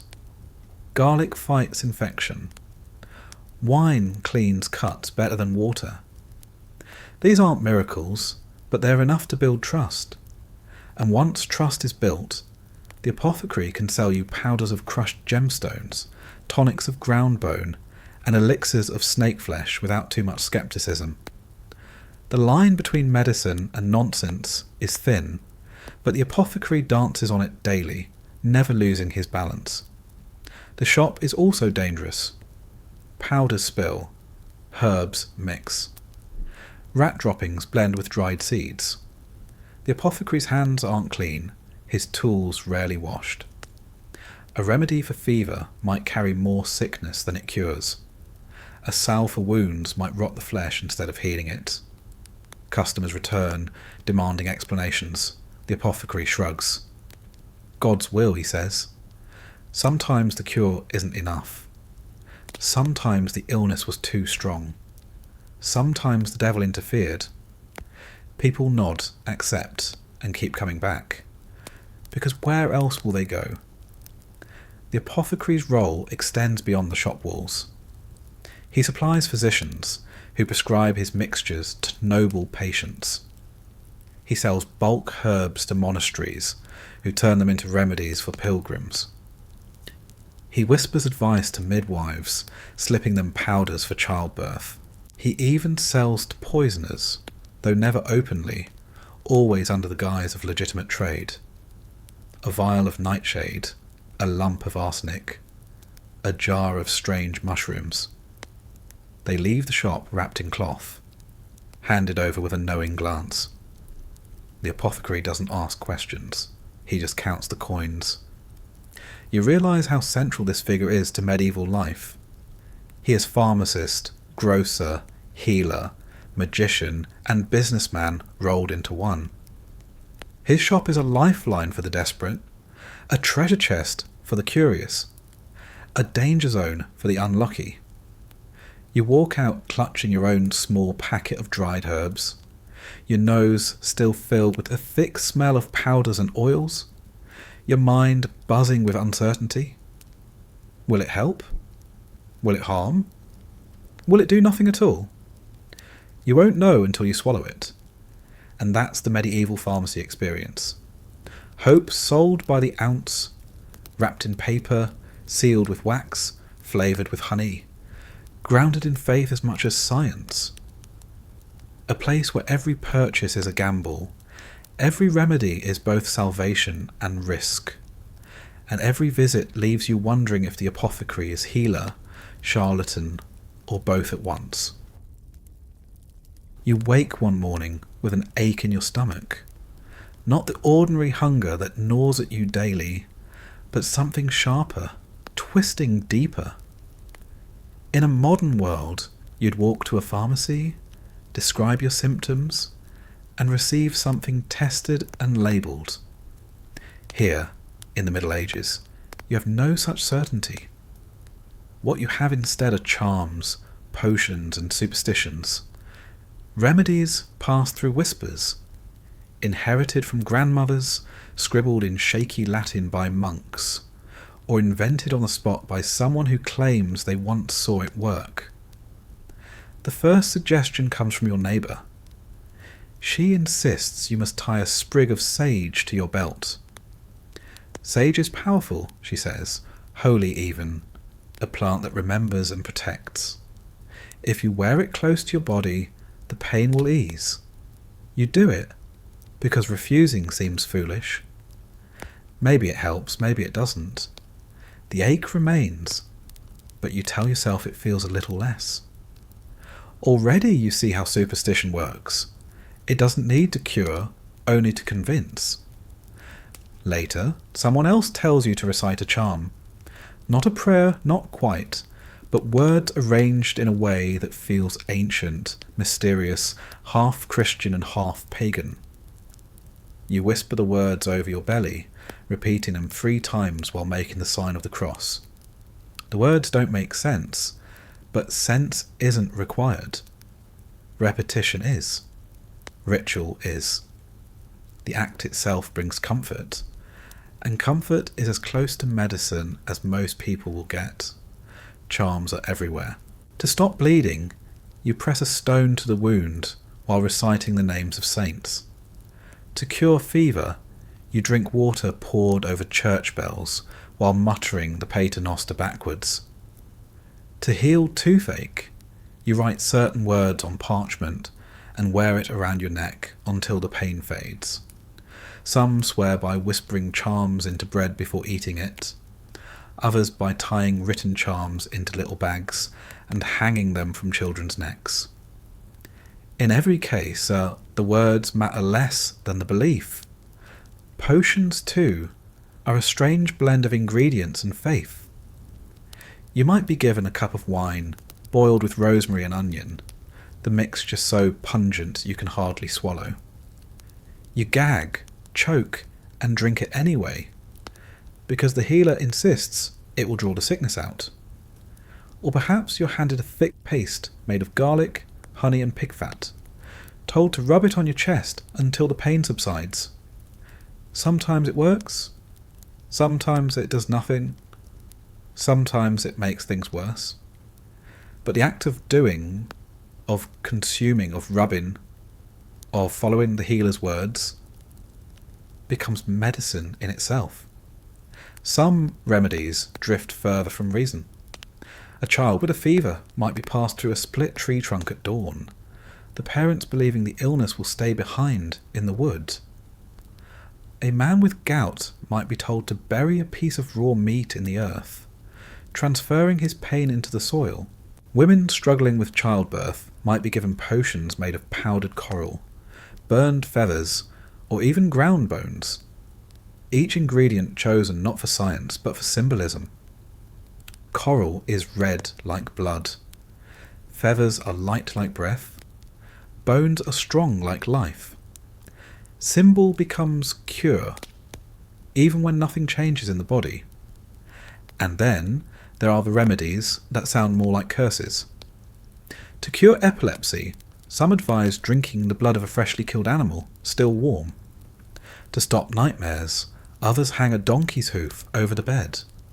To protect against plague, people carry posies of herbs, not just for the smell, but because they believe the fragrance drives away evil spirits. And if none of that works, they turn to relics. Bits of saints' bones, scraps of cloth, drops of holy water. Faith and medicine blur until they're indistinguishable. You begin to notice how much of this is about control. Illness is terrifying in the Middle Ages because you don't understand it. One day you're healthy, the next day you're shivering, coughing, and close to death. Without science, you need meaning. Superstition provides it. Charms give you words to say when silence feels unbearable. Potions give you actions to take when helplessness overwhelms. Even if they don't cure, they give you the illusion of doing something, and in a world this uncertain, illusion is often enough.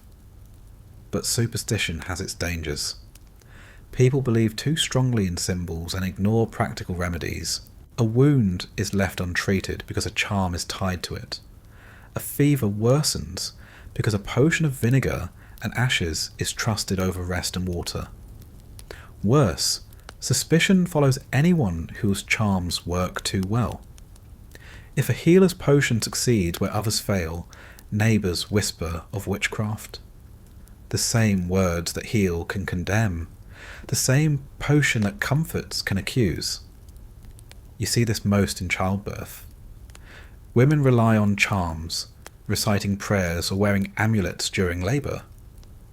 Midwives whisper words into cups of water, sprinkle herbs around the bed, hang religious medals above the door. If the baby lives, the charms are praised. If the baby dies, suspicion falls on the midwife. Did she mutter the wrong words? Did she poison the potion? Did she summon something she shouldn't have? Superstition comforts, but it also condemns. The potions themselves often taste like punishment. Bitter, acrid, burning the throat, leaving the stomach twisting. You drink them because you're told they'll work, not because you believe they'll taste good. Honey tries to mask the bitterness, but there's only so much it can do. Healer hands you a cup of hot wine spiced with herbs, floating bits of plant swirling in the liquid. You hold your nose and swallow, gagging at the sharpness. They assure you that the worse it tastes, the stronger the cure. That, at least, is easy to believe. Sometimes the potions are harmless.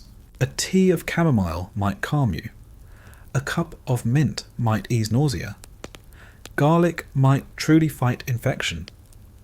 But just as often, the ingredients are bizarre, dangerous, or simply useless. Powdered gemstones, ground shells, crushed beetles, bits of parchment with prayers written on them, all swallowed in hopes of healing. The apothecary doesn't mind. He sells belief as much as herbs. The healer doesn't mind. She repeats what her grandmother said. You don't mind. You're desperate, and desperation swallows anything. Superstitions extend beyond the body into daily life. A farmer scatters herbs in his field to protect crops. A woman ties charms to her doorway to keep sickness out. Children wear amulets against the evil eye. Even animals are included. Cows with charms around their necks. Horses with herbs braided into their manes. Medicine isn't separate from magic. Everything blends because everything feels connected. Illness, misfortune, curses and health all flow into one another. And through it all, you're caught between belief and doubt. When you wear a charm, does it work? When you drink a potion, do you feel better? Or do you just convince yourself because you want to? You'll never know, and no one else will either. That's the medieval pharmacy of superstition. Remedies with no science, only stories, rituals, and desperate faith. You leave the healer's hut clutching a pouch of dried herbs tied with string. The smell is sharp, the instructions vague. Boil it in wine, drink before sleep, pray while swallowing. You don't know if it will help, but you'll do it anyway. Because doing nothing feels worse than drinking weeds. And in a world without science, superstition is sometimes the only medicine you have. You wake to the sound of bells in the distance, and for a moment you're not sure if they're real. The walls of your house are thin, your bed of straw creaks, and smoke from last night's fire still hangs in the air. But the bells feel strange, too clear, too sharp, almost as if They're ringing inside your skull. You blink, sit up, and realise you've been caught between two worlds. The ordinary and the extraordinary, blurred by something you swallowed the night before. Maybe it was an herb in your drink. Maybe it was a powder slipped into wine. Maybe it was something your healer called medicine, but that others would whisper was sorcery. Whatever it was, it lingers, twisting sound and light until you can't trust your own senses. Hallucinogens are not new to your world. They're not rare either. They grow in the hedgerows, in the monastery gardens, in the dark corners of apothecary shops. Some you already know: mandrake, belladonna, henbane. Others are mushrooms sprouting after rain, little toadstools with caps so bright they look painted by demons. In the Middle Ages, these are not separated into categories of medicine, drug, or poison. They are all three at once. What matters is how much you take, who gives it to you, and what story surrounds it. The church is everywhere in your life, and the church is quick to claim visions as proof of divine contact. A monk, fasting in his cell for weeks, drinks a concoction of herbs and falls into trances where he sees the Virgin Mary. Pilgrims hear him describe glowing figures, voices of angels, golden light flooding his room. They call it proof of holiness, a miracle. No one dare suggest that the herbs in his drink, or the mushrooms dried into his bread, might be the cause. Holiness and hallucination blur until even the monk himself can't tell where one ends and the other begins. But outside cloisters, the same experience is dangerous. A woman who claims to see visions after eating strange plants is called a witch. A farmer who dreams vividly after drinking a potion is suspected of consorting with demons. What earns a monk sainthood earns a peasant suspicion. The plants don't change, but the perception does, depending on who you are and who is watching. Take henbane, for example. Its leaves are bitter. Its smell foul. Its effects powerful.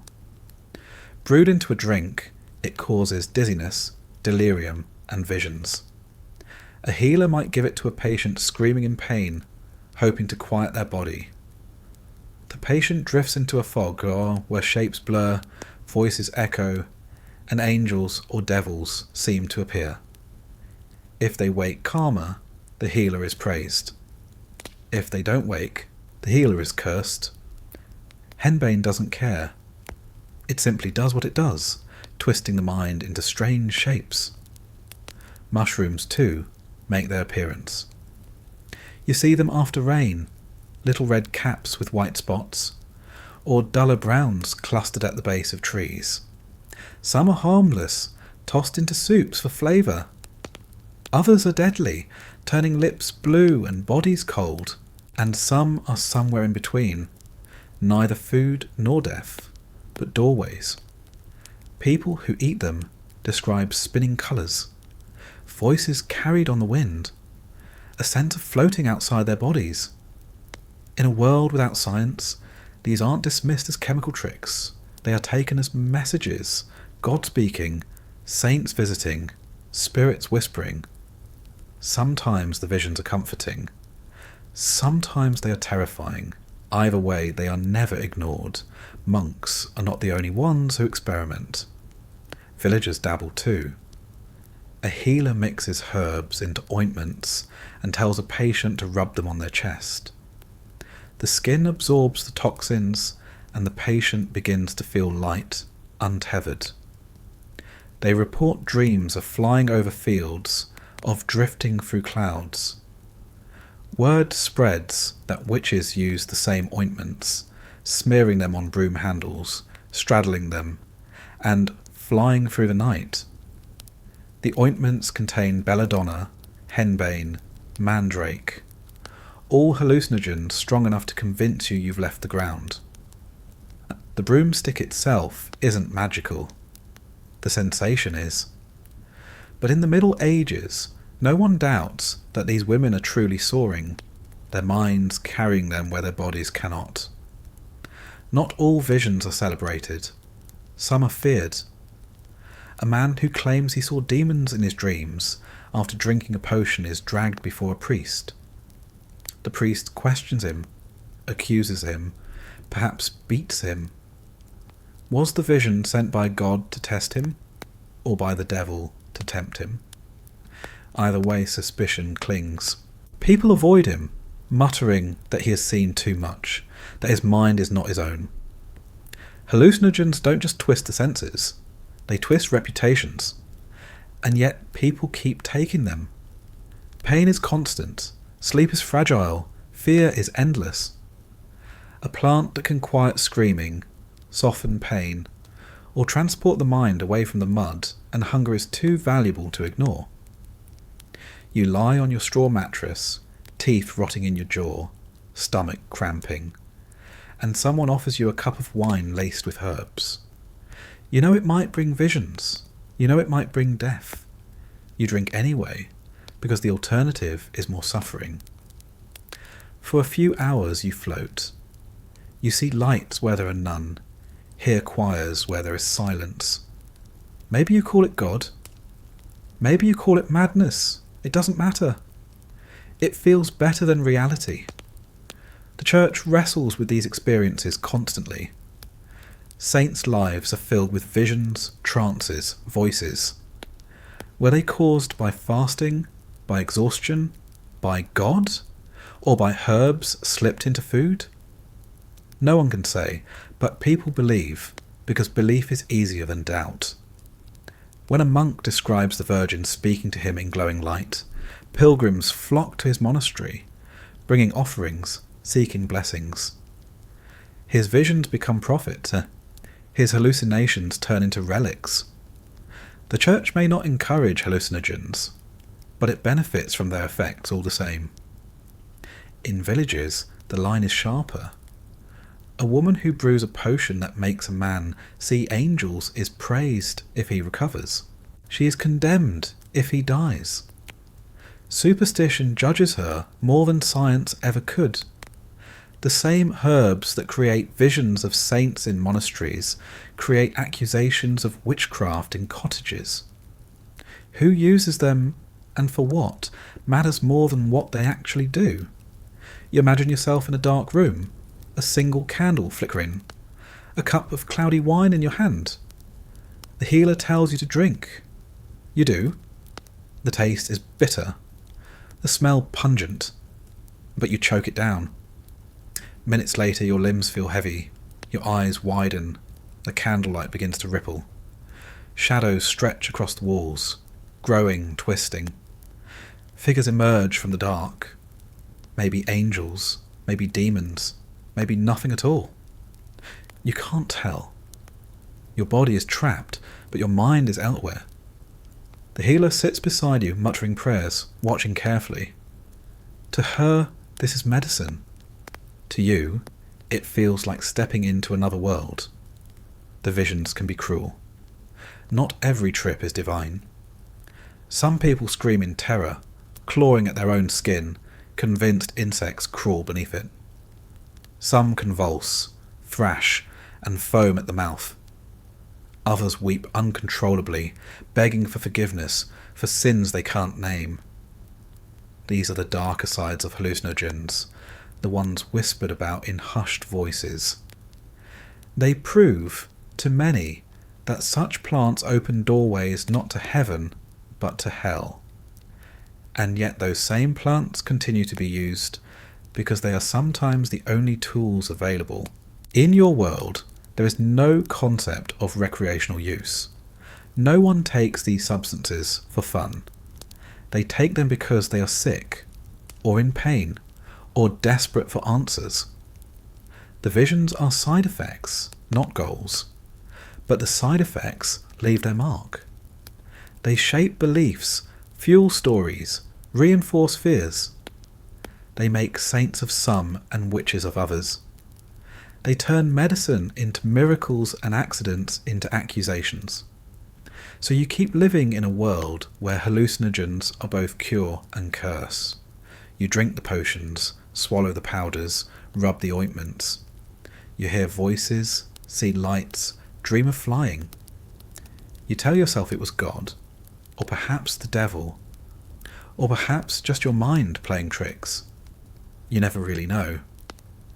And that uncertainty lingers, heavier than the visions themselves.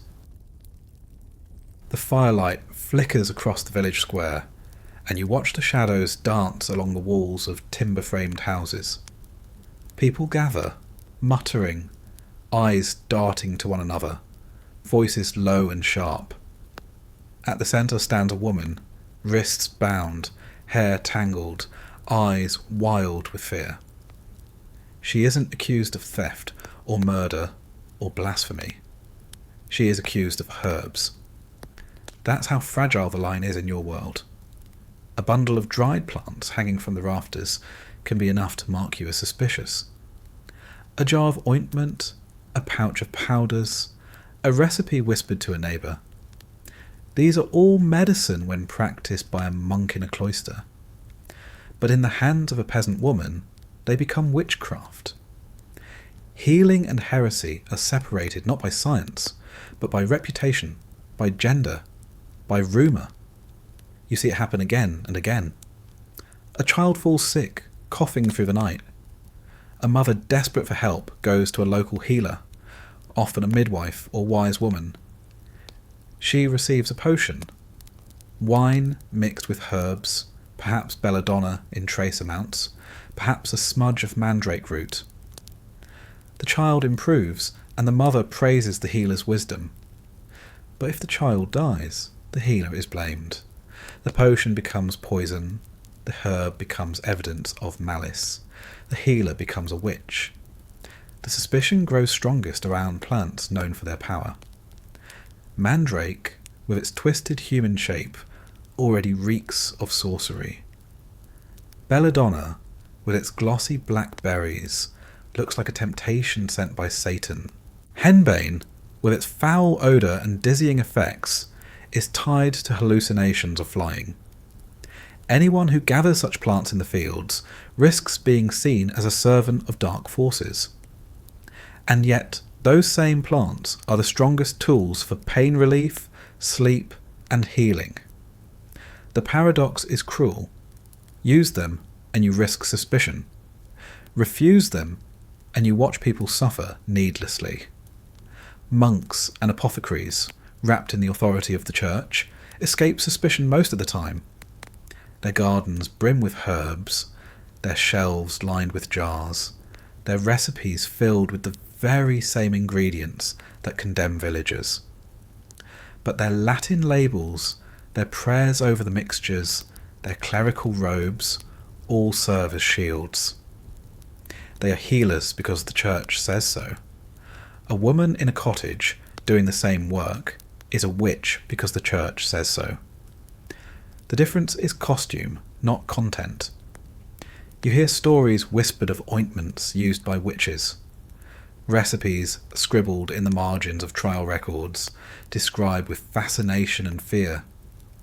They speak of mixtures made with animal fat and herbs, belladonna, henbane, mandrake, hemlock. The ointments are smeared on skin, absorbed through the body, producing hallucinations so strong the user believes they are flying through the night.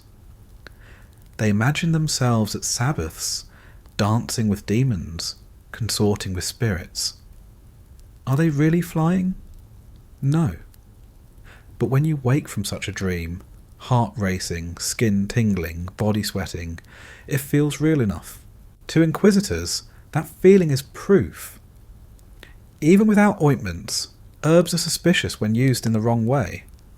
A charm sewn into a child's clothing to ward off illness might be seen as harmless one year, but in a season of famine or plague, it's reinterpreted as a curse. A woman who can ease pain with poppy resin is praised until someone suspects she used the same resin to poison a cow. A man who grows herbs by his cottage is tolerated until a neighbour's harvest fails, and suddenly his garden looks like the work of the devil. Herbs do not change, people's fears do. You begin to understand that witchcraft accusations aren't really about plants, they're about power. In a village where illness is common and death is close, anyone who seems to wield too much influence over life and death becomes dangerous. A healer who succeeds too often inspires envy. A midwife who presides over too many births holds too much sway. A widow who knows too much about herbs is too independent. Herbs are the evidence, but fear is the fuel. Still, the plants themselves play their role. The visions caused by belladonna or henbane are too vivid to ignore.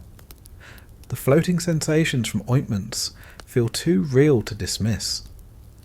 The screams that follow mandrake root harvests sound too much like myth to be coincidence. Herbs invite stories, and stories spread faster than truth. You sit in a tavern and hear men laughing about witches flying on broomsticks. You pass a church and hear a priest warning against women who gather herbs at night. You see children pointing at weeds in the field, declaring them cursed.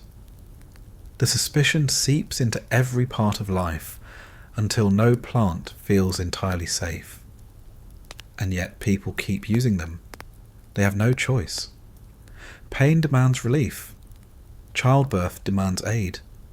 Sickness demands treatment. A woman accused of witchcraft 1 week might still be sought for her remedies the next, because desperation outweighs fear. People will whisper against her in public, then knock on a door at night, begging for a potion, a charm, a poultice. The contradiction is endless. Healers are both needed and feared, praised and condemned. Herbs are both medicine and evidence of the devil. You imagine yourself in that position. A neighbour begs you to help his feverish son. You brew a tea with mint, sage, and a pinch of something stronger. The boy recovers, and you're thanked. Weeks later, another neighbour's daughter dies after childbirth, and they remember your herbs. Whispers begin. Someone saw you gathering plants at night. Someone claims you muttered strange words while mixing. Someone insists your remedies smell too strong to be holy. Suddenly you're dragged into the square, accused of witchcraft, your jars of dried leaves displayed as evidence. The same herbs that healed one child condemn you for another. The trials themselves are terrifying spectacles. Judges ask questions that cannot be answered safely. Did you use herbs to cure? If yes, you admit to sorcery. If no, you are called a liar. They search your body for marks, claiming devils leave signs on their servants. They test your potions, but not to see if they work, only to prove they are unnatural. Even your neighbour's testimonies turn against you. Every act of kindness twisted into proof of collusion with dark forces. The outcome is rarely in doubt, and yet, behind closed doors, the same authorities use the very herbs they condemn. Priests sip spiced wine with nightshade to dull their headaches. Nobles use ointments with poppy to calm their nerves. Monks keep mandrake in their infirmaries. The hypocrisy hangs thick, but it doesn't matter. Power protects them. Fear condemns the powerless. You begin to see how suspicion warps the very idea of healing. People stop sharing remedies openly, guarding knowledge as tightly as treasure. Recipes are whispered, not written. Herbs are hidden, not displayed. Trust becomes fragile. If you help the wrong person, or fail the wrong cure, your life can unravel. Healing is no longer just about herbs. It's about survival. About navigating suspicion as carefully as you navigate illness. And through it all, the plants keep growing. Belladonna berries glisten in the hedgerows. Mandrake roots twist in the soil. Henbane spreads its foul scent in the fields. Poppy pods swell with resin. They wait, as indifferent to human fear as they are to human hope. You pluck them, use them, risk them, because you must. But every time you do, you feel the weight of eyes on you, the murmur of suspicion rising. Medicine in your hand, witchcraft in your neighbour's mind. That is the world you live in. A world where herbs are never just herbs. They are tools, cures, poisons, and accusations all at once. And every time you reach for them, you take not only a risk with your health, but a risk with your soul. You walk into the market and the smell hits you before you even see the stalls. It's not the sour tang of fish or the thick stink of manure that clings to your village streets. It's something sharper, warmer, more exotic. Spices. You don't encounter them often, but when you do, the scent feels like stepping into another world. Nutmeg, cinnamon, cloves, pepper, all carried across oceans and deserts, through merchant hands that risked pirates, thieves, storms, and disease. By the time they reach your town, they're worth their weight in silver. For you, they are out of reach. A single pinch of nutmeg costs more than you'll earn in weeks. A few peppercorns are precious enough to lock away in a noble's chest like jewels. To hold one in your hand feels like holding a miracle, a fragment of distant lands you'll never see. The rich sprinkle them into their wine, stew, or even medicines. They say spices warm the blood, cure melancholy, strengthen the stomach. Whether they do or not hardly matters. What matters is that they are rare, and rarity itself becomes power. You see a nobleman's servant buying pepper at the apothecary's stall. Tiny black beads, wrinkled and pungent, carried all the way from India. To the noble, pepper is more than flavour. It is medicine, prescribed for digestion, coughs, even plague.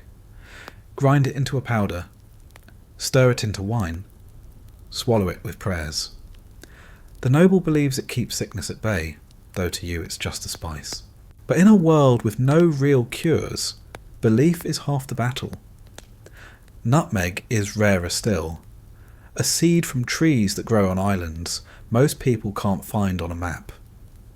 By the time it reaches Europe, it's travelled farther than you'll ever dream of going.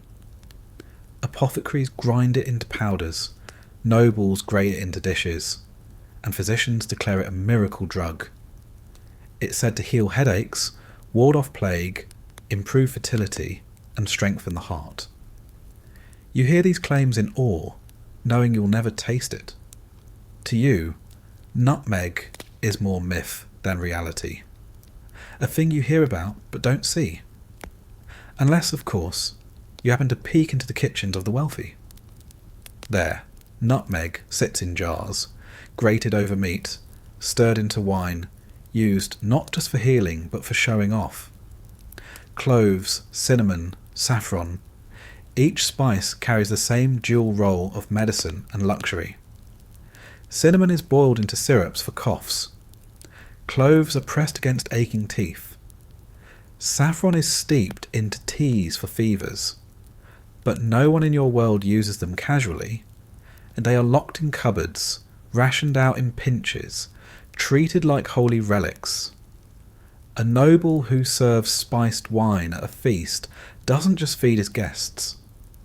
He reminds them of his wealth, his power, his ability to reach across the known world and bring back treasures in a goblet.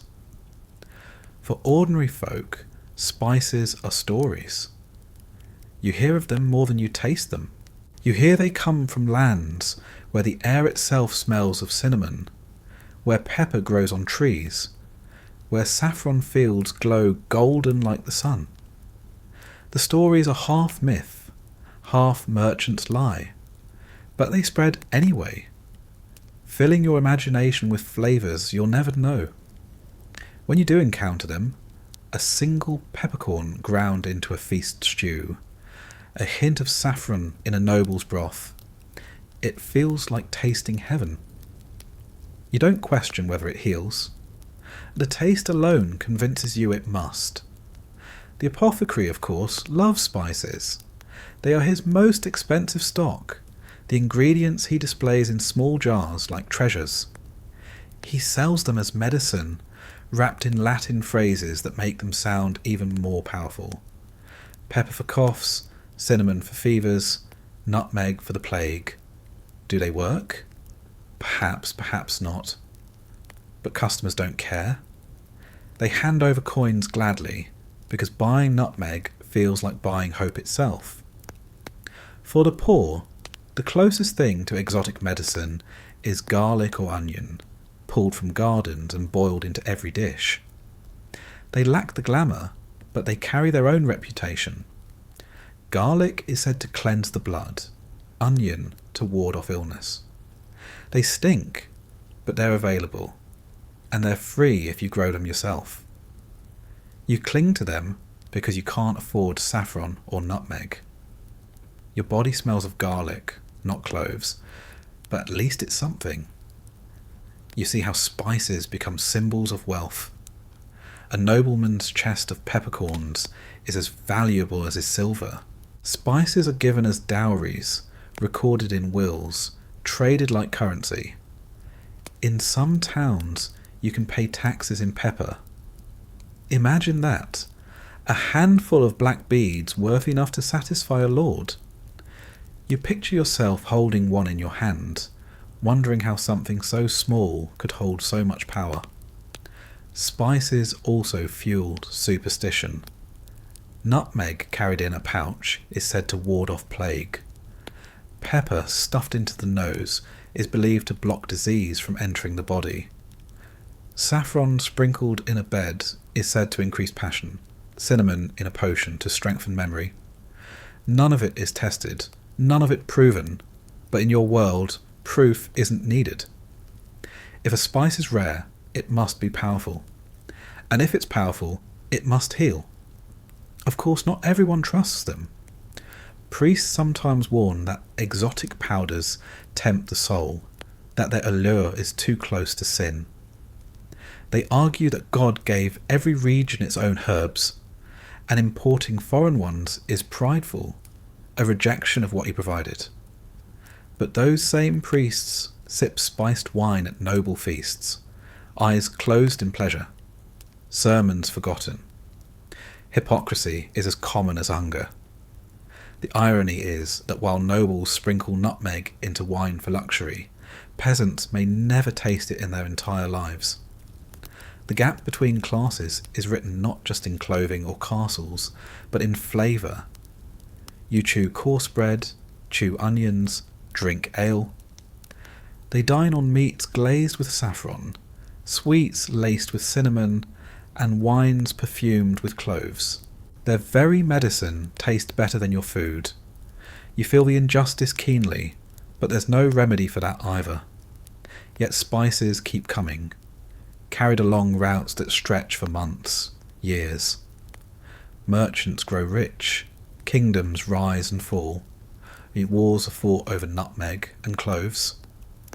All so that a noble can sip spiced wine, an apothecary can sell pepper for a cough, and a monk can grate cinnamon into medicine. You stand at the edge of this chain, far from its riches, catching only the faintest whiff when the wind carries spice across the market. For you, it remains distant, a promise you'll never taste fully. And still, you dream of it. A pinch of nutmeg on your tongue, a sip of saffron tea, a bite of meat heavy with cloves. You imagine the warmth, the richness, the way it must feel to eat like the wealthy. You know it won't cure your toothache or stop the cough that rattles your chest. But in a world where so much is bitter and bland, even the thought of sweetness feels like medicine. You don't have coins for apothecaries. You don't have the connections to monks who hand out spiced tonics. You don't have chests of peppercorns or vials of nutmeg. You're not a noble. You're not even comfortably poor. You're the kind of poor where medicine is whatever you can reach without leaving your village. And what you can reach is crude, simple, improvised. Ale-soaked rags, chewed bark, whatever scraps of comfort you can wring from the world around you. When your tooth begins to rot, and it will, because every mouth in your village eventually rots, you don't go to a physician with instruments of iron and jars of powders. You don't go to an apothecary for clove oil or nutmeg. You grab a strip of cloth, dip it into a mug of ale, and press it against the throbbing tooth. The rag drips, the ale seeps into your gums. The pain dulls just enough to let you sleep. Not vanish? Never vanish. Just soften. For a few hours you can pretend your mouth isn't full of decay. The ale itself isn't strong enough to kill the pain, but it numbs, it distracts. It feels like doing something, and doing something feels better than nothing. You hold the rag there until it dries, then soak it again, until the mug is empty and your head is light. If you're lucky, you fall asleep before the pain claws its way back. If you're unlucky, you wake in the night with your jaw swollen, infection spreading. Then no rag in the world will save you. But you still try, because it's all you have. When your stomach churns with cramps from spoiled bread, you don't have a vial of saffron tonic. You have bark. Willow bark, stripped from a tree at the edge of the village, chewed until your mouth fills with bitterness. It tastes like dirt, like wood soaked in bile, but you keep chewing. Slowly the ache in your gut eases. Or maybe it doesn't, and you only think it does, but that's enough. You spit splinters, your tongue rough, your lips stained with tannin. The bark doesn't cure hunger, doesn't stop infection, but it makes the pain quieter. And in your world, quieter is victory. Sometimes you mix the two, bark and ale together. You chew the bark until it softens, then wash it down with sour beer. The combination so foul you gag, but you swallow anyway. You hope the bitterness meets the numbness in your body and they shake hands, striking a truce with your pain. It's not science, it's desperation. But desperation drives more remedies than apothecaries ever will. Children are treated the same way. A child burning with fever isn't given saffron tea or powdered pearls. They're wrapped in cloths soaked with ale, the damp rags pressed against their skin in hopes of cooling them. Sometimes the rags are mixed with vinegar, if a family can spare it, the sharp smell filling the hut until it burns your nose. You fan the child, pray, and wait. Sometimes the fever breaks. Sometimes the child dies anyway, damp and sticky with ale. The remedy doesn't guarantee survival. Nothing does. When wounds fester, you don't have ointments of resin and saffron. You have whatever liquid is near. Ale again, sour and weak, poured over cuts. It stings, the patient screams, and you tell yourself the sting means it's working. Sometimes it washes dirt away. Sometimes it only adds more. The wound might heal, or it might rot until the flesh blackens and the smell fills the room. You don't know, but what choice do you have? Do nothing and the wound surely kills. Do something and maybe it doesn't. You cling to maybe. The remedies extend into every corner of poverty. For headaches, people press cool rags to their temples, soaked in ale if they can spare it, in plain water if they can't. For coughs, they chew onion or garlic raw, eyes streaming, breath sharp enough to clear a room.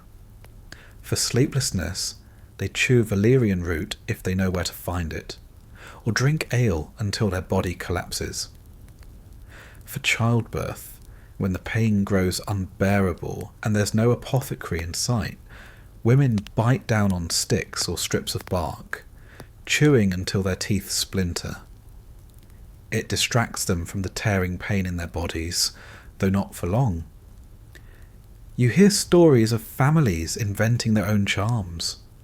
A man with aching joints ties bark to his wrists with twine, convinced the strength of the tree will pass into him. A woman with stomach cramps drinks warm ale spiced with nothing more than weeds pulled from a ditch, claiming it helps because she believes it does. A grandmother tells children to hold smooth stones in their mouths for toothaches, to distract from the real agony. None of it works in any measurable way, but in a world where you can't afford real medicine, the act of trying is the medicine. The rituals are as important as the remedies. Soaking the rag, chewing the bark, pressing the cloth, repeating the action again and again. These become rhythms like prayer. You convince yourself that persistence will tip the scales, that if you keep chewing, keep soaking, keep wrapping, eventually God or luck will step in. And sometimes it feels like it works, even if the pain returns the next day. Belief carries you further than bark ever will. It's not that the poor don't know about better remedies. They hear about them constantly. They know nobles sip spiced wine for fevers, that monks brew tonics with exotic herbs, that apothecaries sell powders from faraway lands. But knowing doesn't help when you can't pay, so you chew bark, you soak rags, you improvise, you look at the world around you and scrape what you can from it. Every tree, every weed, every leftover mug of ale becomes a possible remedy. The natural world is your pharmacy, not because it's ideal, but because it's free. And sometimes, by sheer accident, it works. Willow bark contains what modern eyes would recognise as the raw ingredient for aspirin. Ale, weak as it is, can clean wounds better than ditch water. Garlic fights some infections. These scraps of luck become the backbone of poor man's medicine. They don't cure, but they ease, and easing is enough to keep you alive one more day. Other times, the accidents kill. A child chews the wrong bark and vomits until he dies. A woman soaks rags in ale that's turned sour with mould, pressing spores into her wounds.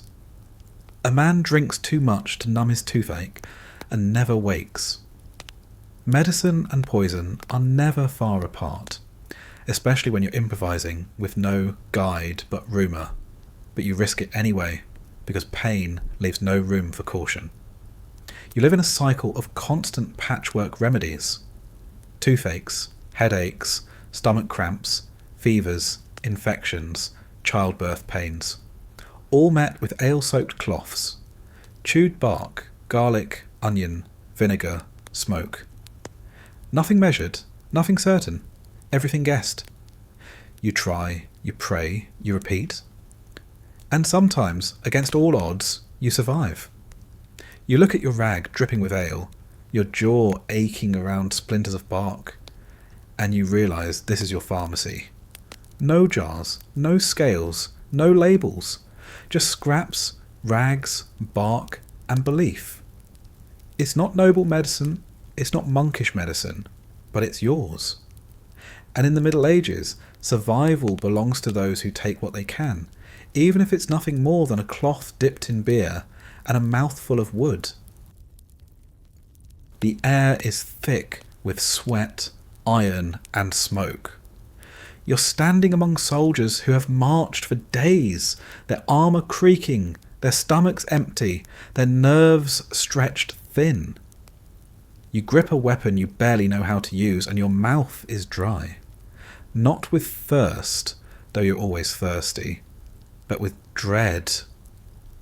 This is war in the Middle Ages, and you don't face it sober. Nobody does. Before the battle, Men huddle together with mugs of ale and cups of wine. Not for celebration, but for courage.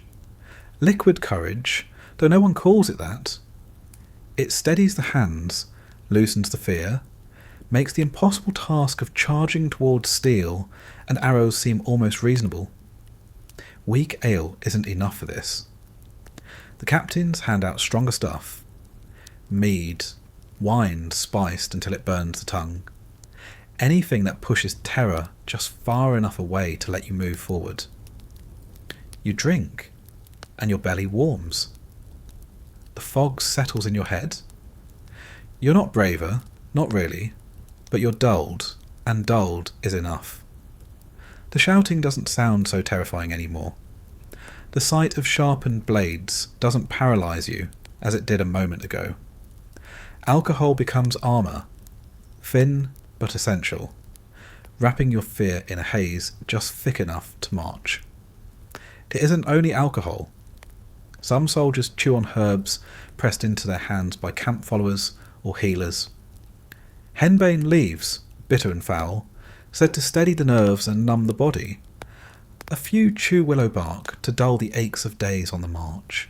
Others gnaw on garlic, believing it sharpens their strength, keeps illness away, and wards off fear.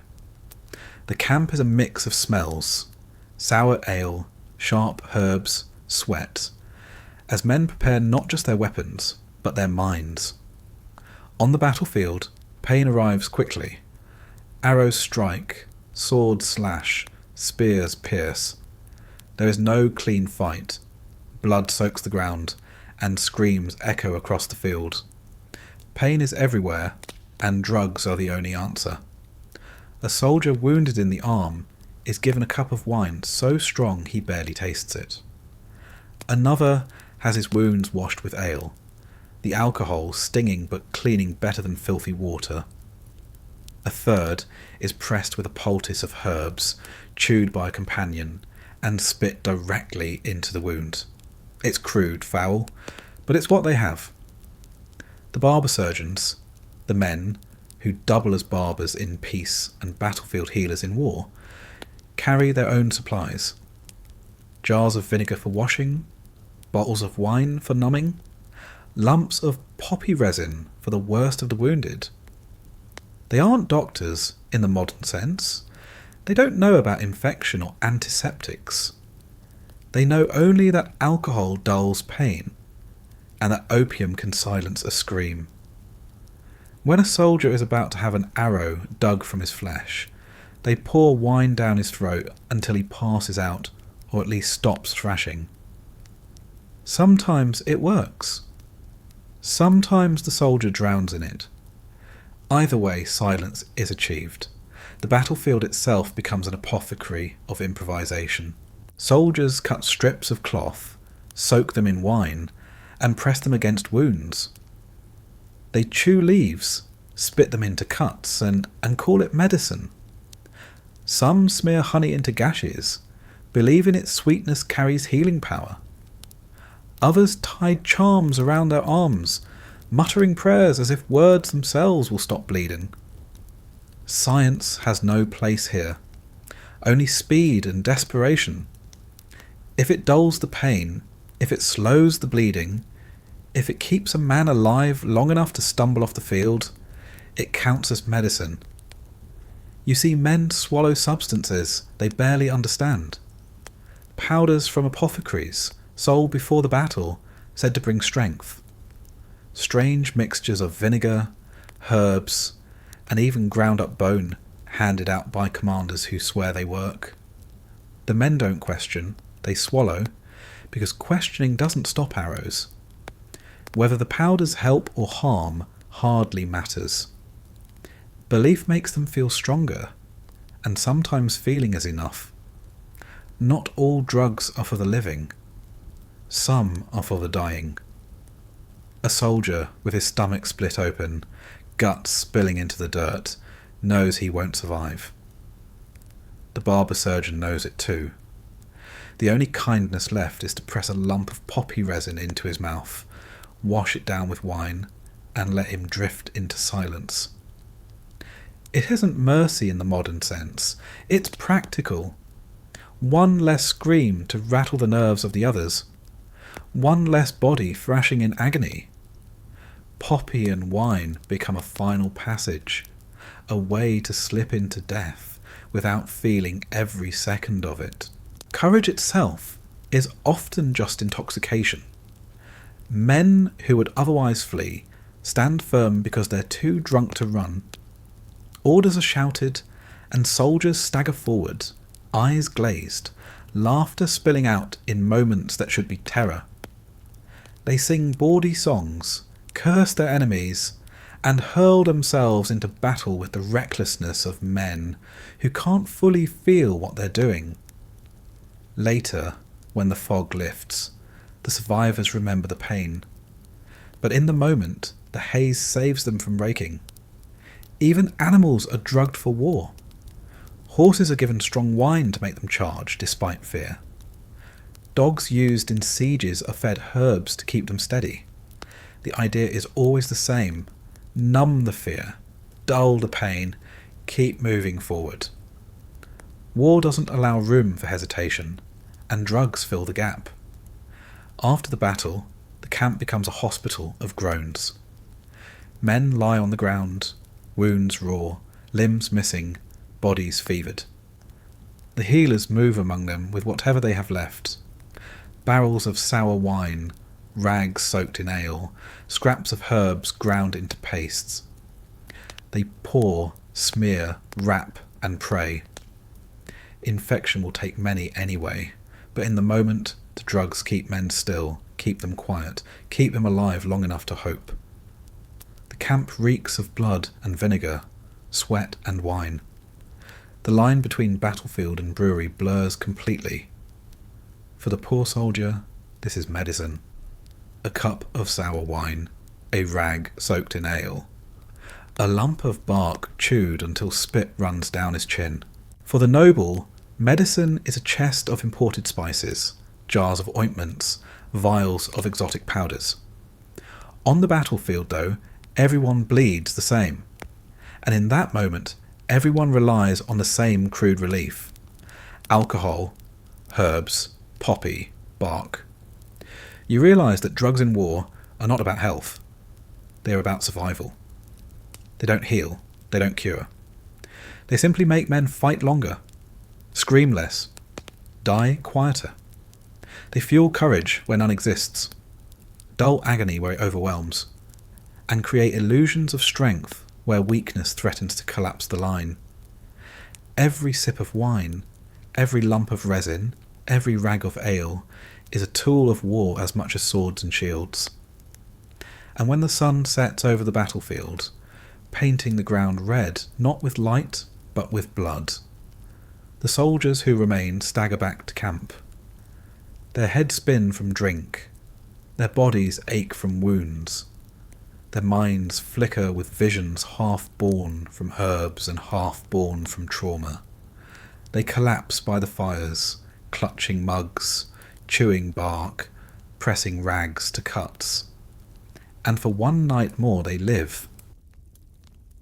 You don't expect love in the Middle Ages, not the way stories tell it, with knights sighing under moonlight and maidens pining at castle windows. Marriage is business, alliances, survival. But desire doesn't care about contracts, and hearts don't care about dowries. So people turn to something else.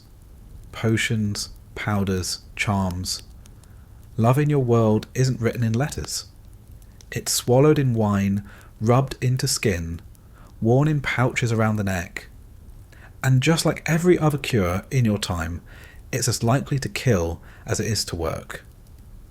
Picture a young man standing in the market, coins clutched in his fist, eyes darting nervously toward the apothecary stall.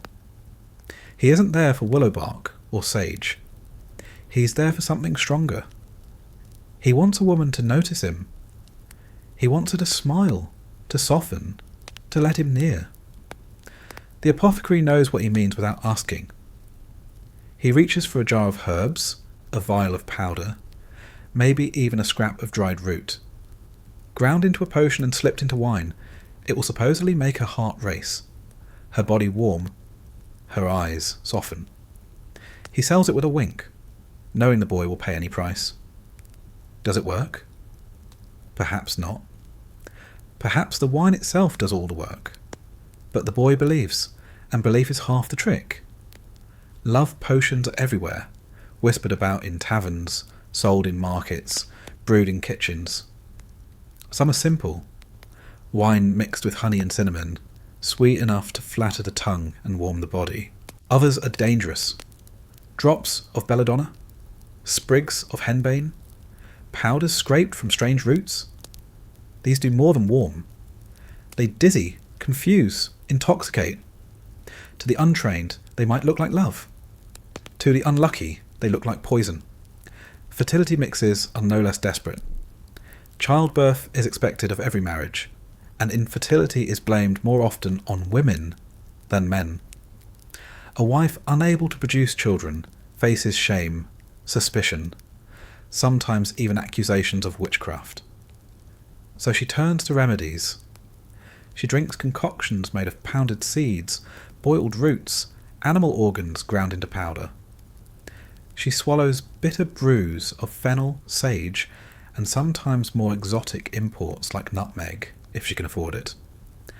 She rubs ointments on her belly, wears charms near her womb, sleeps with herbs under her pillow. Some of these might help, by accident or by coincidence. Most do nothing.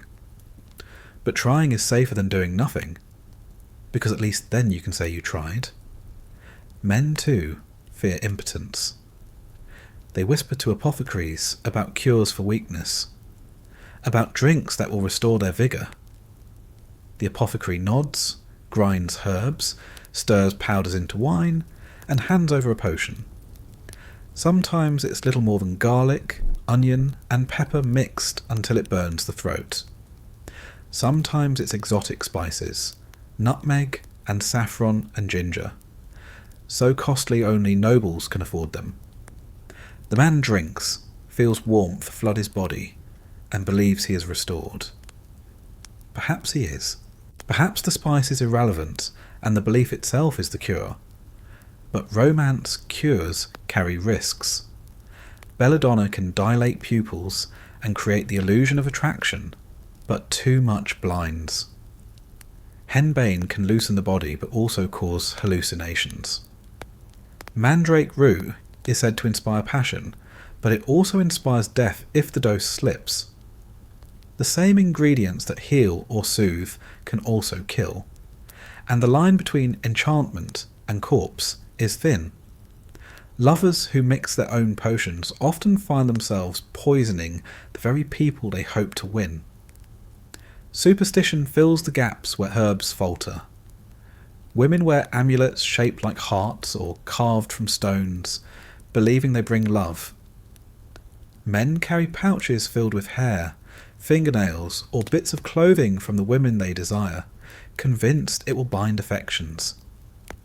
Charms are sewn into pillows, scratched into walls, muttered over bread before it is shared. Some recite prayers backward, others whisper names over cups of ale, hoping the words seep into the drinker's body along with the liquid. Not all of it is gentle. Some cures border on the grotesque. Animal blood is mixed into wine, bones ground into powder. Strange rituals performed under the moon. Women are told to drink mixtures of herbs boiled with milk to conceive, or to lie with charms of animal organs tied around their waists. Men are advised to swallow eggs mixed with ashes for virility. Desperation makes nothing too strange, nothing too revolting. When the need is strong enough, for love, for children, for desire, people will try anything. The church looks on uneasily. Priests condemn love potions as sinful, meddling with God's will. They warn that fertility mixes border on sorcery, that charms for passion are temptations of the devil. But the same priests mutter blessings over couples desperate for children. sprinkle holy water on women's beds, and hand out relics of saints said to bring fertility. The line between holy charm and sinful potion is as blurry as every other boundary in your world. You see the consequences in your village. A man drinks a potion, becomes dizzy, and falls ill. People whisper the woman who gave it to him is a witch. A barren woman swallows herbs, becomes sick, and dies. Her husband insists she cursed herself. A child is born after a woman drinks a fertility brew, and the midwife is praised as a saint. Another child is still born after the same brew, and the midwife is cursed as a sorceress. The same act brings salvation or damnation, depending on luck. You imagine yourself desperate for love. You sit in the tavern, staring at someone across the room, your stomach twisting with longing. You can't speak, can't act, but you can slip a sprig of herb into their cup. You watch as they drink, as their cheeks flush from the alcohol, as their eyes meet yours. Was it the herb? Was it the ale? Was it simply chance? You don't know, but you believe it was your potion, and belief makes you braver than you've ever been. Or imagine yourself desperate for children. You chew bitter seeds, swallow foul brews, clutch charms under your pillow at night. Each month without pregnancy feels heavier, sharper, more dangerous. You try again and again, convinced that the next mixture will succeed. When finally a child comes, you credit the herbs, the charms, the prayers. When none come, you blame yourself, your healer, the devil. Herbs are never neutral in your world. They are either salvation or sin. Love potions, fertility mixes, romance cures. They reveal more about desperation than about medicine. People will drink anything, swallow anything, wear anything if it promises even a chance at what they desire most. The danger doesn't stop them. The failures don't stop them. Every new rumour, every whispered recipe, every apothecary's jar brings fresh hope. And hope is as addictive as any drug. So you live in a world where love is swallowed in wine, where fertility is prayed for in charms, where desire is mixed into potions that smell of garlic and honey, vinegar and spice. You never know if they work. You never know if they'll kill, but you try them anyway, because wanting something badly enough makes risk feel small. And in the Middle Ages, risk is the only constant you know. You don't think of illness as unusual. In your world, sickness is not an exception. It's the background noise of life. Someone in your village is always coughing, always shivering with fever, always clutching their belly or rubbing at a swollen joint. The smell of sickness is everywhere, mixed into the smoke from hearth fires and the sourness of sweat. You grow up surrounded by it, so much so that you stop noticing until it's your turn. And when it is, you turn to the same place everyone does, the druggist's toolbox. The druggist isn't a doctor, not really. He's a man with jars and sacks, powders and pastes, recipes scribbled in books or memorized in his head. His shop is a museum of possibility. Rows of bottles filled with cloudy liquid, boxes of dried roots, some shriveled and harmless, others potent and deadly, pouches of herbs that smell like earth, vinegar, or honey, depending on what's inside. He has something for every complaint, and in a world where illness never ends, complaints never end either. A man walks in, clutching his stomach, bent double. The druggist doesn't ask for details. He's heard it all before. He grinds a bit of fennel, sprinkles it into wine, and tells the man to drink. "Fennel for the belly," he mutters. If it works, the man will praise him. If it doesn't, the man will curse him. Either way, the druggist keeps his coins. A woman comes in with a child whose skin is blotched red. The child whines, scratching at his arms. The druggist reaches for a jar of honey and mixes it with fat, stirring until it's a sticky paste. "Spread this on the skin," he says. Honey soothes. "Maybe it will heal. Maybe it will fester." But the mother leaves, clutching the jar, as if it's salvation. The druggist's toolbox is filled with such mixtures: garlic for coughs, onions for colds, vinegar for fevers, mint for nausea, poppy resin for pain, willow bark for aches. Each remedy is part guesswork, part tradition, part faith. None of it is measured carefully. A pinch too much and the cure becomes poison. Too little and it does nothing.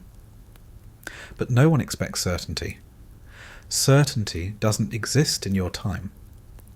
Toothaches are constant, so the druggist keeps cloves for the rich and rougher herbs for the poor. The rich get a tiny vial of oil to dab on their gums, the spice numbing the rot. The poor get rags soaked in ale, instructions to chew bark, or simply advice to endure. Sometimes he'll hand over powders to sprinkle on the tooth, ground bone, dried herbs, or even crushed stone. It doesn't matter if it works. The act of doing something is half the cure. Headaches, too, are endless. The druggist offers sage leaves to wear in a pouch around the neck, rosemary boiled into tea, or vinegar rubbed on the temples. Some people swear by charms, words scratched onto parchment and tied to the forehead. And the druggist is happy to sell those too. He knows as well as anyone that the mind wants ritual as much as the body wants relief. For fevers, the toolbox is always ready. Cold compresses of water, rags soaked in ale, syrups of chamomile or lavender, vinegar mixed with rose petals, given to sip slowly. Sometimes stronger things, powdered pearls if the buyer is rich enough, or exotic spices like cinnamon and saffron if they can pay. But for most, it's weeds pulled from the edge of the road, boiled until bitter, swallowed with a grimace. If the fever breaks, the druggist is praised. If not, God's will is blamed. Either way, the druggist moves on to the next customer. Stomach troubles are even more common. Everyone eats spoiled bread, rancid meat, ale gone sour. Everyone drinks from water that's probably filthy. The druggist prescribes mint, fennel, or cumin if he has it. For the poor, he gives bark or charcoal, hoping to soak up the sickness inside. Sometimes it helps. Sometimes it only blackens the tongue. But people keep coming, because doing nothing feels worse than swallowing filth. Women come with their own needs, remedies for childbirth, for menstrual cramps, for fertility. The toolbox has herbs to ease pain, willow, mint, poppy, if the druggist is generous. It has powders said to bring fertility, though whether they work or not, no one can say. It has ointments to rub on bellies, teas to drink at night, charms to tie around the waist. Some women live by them, swearing the remedies brought their children into the world. Others die by them, bleeding out in childbirth despite every potion. The druggist doesn't stop. He can't. As long as there are women desperate for children, there will be remedies to sell. Men ask for different things. Remedies for impotence, for weakness, for aches that never end after years of labour. The toolbox gives them garlic, onions, pepper, sometimes even nutmeg if they're rich enough. Strong spices for strength, herbs for endurance, powders for virility. Whether they do anything or not, the men believe. And belief again is half the cure. The druggist also keeps remedies for wounds, poultices of honey and fat, salves of herbs ground into paste, cloths soaked in vinegar. He has powders to sprinkle on cuts, mixtures to press into burns, syrups to swallow after accidents. On the battlefield, his remedies are crude, but better than nothing. A wound washed with wine has a chance to heal. A wound left alone has none. The druggist knows this, and so does everyone else. The toolbox also holds darker remedies: nightshade, mandrake, henbane, small doses for pain, large doses for death. The druggist doesn't advertise these openly, but they're there, tucked away in little boxes, sold to those who know how to ask. Assassins, desperate wives, nobles seeking clean exits. The same plants that heal can also kill, and the druggist's hand is steady whether he mixes for one or the other. You realise how ordinary illness shapes everything in your world. Coughs, fevers, toothaches, wounds. These are not rare emergencies, they are constants. The druggist is not a luxury, he is survival. His toolbox is as vital as the blacksmith's forge or the miller's wheel. Without it, villages crumble faster than they already do. But the druggist is also a gambler. Every remedy he mixes is a roll of dice. Too much poppy, and the patient stops breathing. Too little, and the patient keeps screaming. Too much bark, and the stomach twists. Too little, and the pain remains. He doesn't know the balance. No one does. He guesses, adjusts, watches, and hopes. And the patients do the same. You walk into a shop with your own complaint.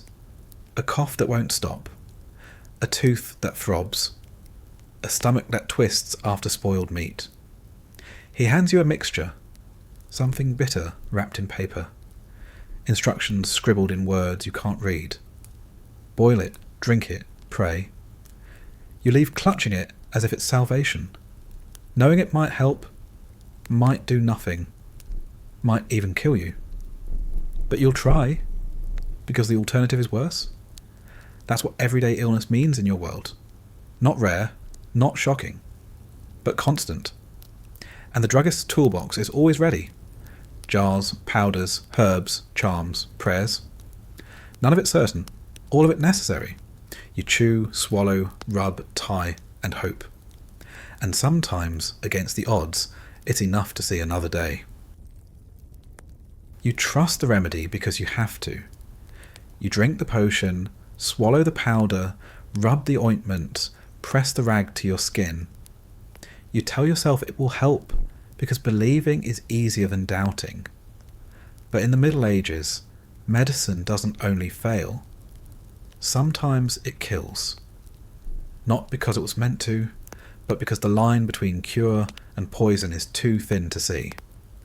Overdoses, accidents, and death by cure are as ordinary as the illnesses themselves.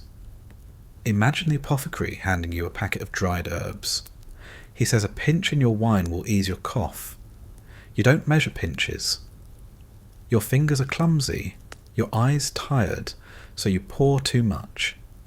The brew tastes foul, your chest burns, and within an hour you're vomiting into the mud. The remedy hasn't healed you. It's doubled your misery. If you're lucky, your stomach empties it fast enough. If not, the herbs creep deeper, shutting down your body one organ at a time. You think you were curing a cough, but you've swallowed your way into an early grave. Belladonna is one of the worst offenders. A healer swears a drop of its juice will calm your stomach. You drink 2, maybe 3, because 1 doesn't seem enough. Soon your pupils widen, your heart races, your mouth dries to dust. You see lights in the corners of the room, hear voices that aren't there.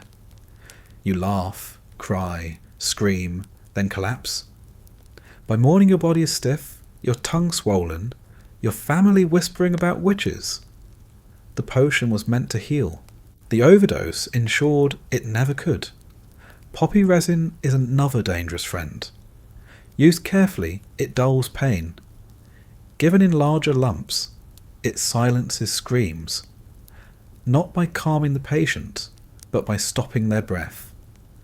A barber surgeon hands a soldier a ball of resin before digging an arrow from his leg. The soldier chews, swallows, and slumps. The surgeon works quickly, but the soldier never stirs again. Was it the wound or the cure that killed him? No one can tell, and no one bothers to separate them. Death is death, whether by arrow or by poppy. Even simple remedies carry risks. Willow bark, chewed for pain, can bring stomach cramps and vomiting if you chew too much. Garlic, eaten raw for coughs, can blister the mouth and twist the belly. Vinegar, poured onto wounds to clean them, can burn the flesh raw. Honey, sweet and soothing, can ferment or rot, spreading infection instead of stopping it. Nothing is harmless. Everything carries risk.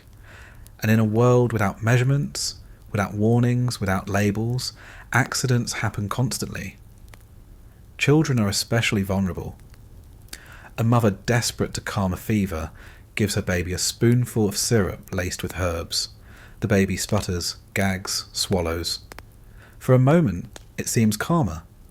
Then its tiny chest slows again, and stops.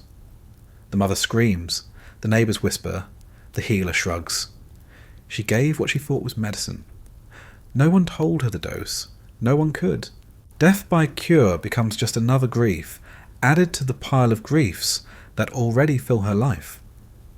Accidents don't always come from too much. Sometimes they come from mixing. The apothecary reaches for jars without care, tossing powders together. One herb cancels another. One root poisons when combined with wine. One resin ferments in honey and grows mould. Patients swallow the mixture, trusting the apothecary's knowledge only to worsen. By the time anyone realises the mistake, it's too late. The cure kills as surely as any illness. Superstition makes it worse. People believe that stronger taste means stronger medicine. The more bitter, the more effective. So they chew extra bark, swallow extra herbs, drink potions until their tongues swell and their stomachs twist. They believe in doubling doses, tripling them, as if excess itself is power. No one tells them otherwise, because no one knows otherwise. So remedies become poisons, and desperation becomes death. Even priests contribute. Holy water is safe enough, but when they bless herbs or powders, no one questions the mixture itself. A relic dipped into wine contaminated with mould doesn't make it clean. A charm tied around a pouch of poisonous roots doesn't make them safe. But faith blinds caution. People believe God will protect them from accidents. When he doesn't, they bury their dead and call it mystery. The irony is that cures are rarely blamed. When someone dies after swallowing a potion, it's not the potion's fault. It's the illness, or the devil, or bad luck. The healer shakes his head, mutters about God's will, and moves on. People keep coming, keep buying, keep swallowing. They know the risks, but they'd rather risk death by cure than face death by illness without trying. At least with the potion there's hope. However slim, however false, it feels better than nothing. You see it in childbirth most of all. Women scream through hours of pain, and midwives hand them potions of poppy, belladonna, mandrake. Small doses calm, large doses silent forever.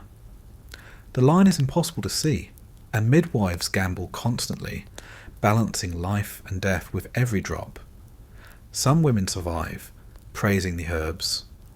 Others die, and the same herbs are blamed as curses. Midwives are accused, tried, sometimes killed.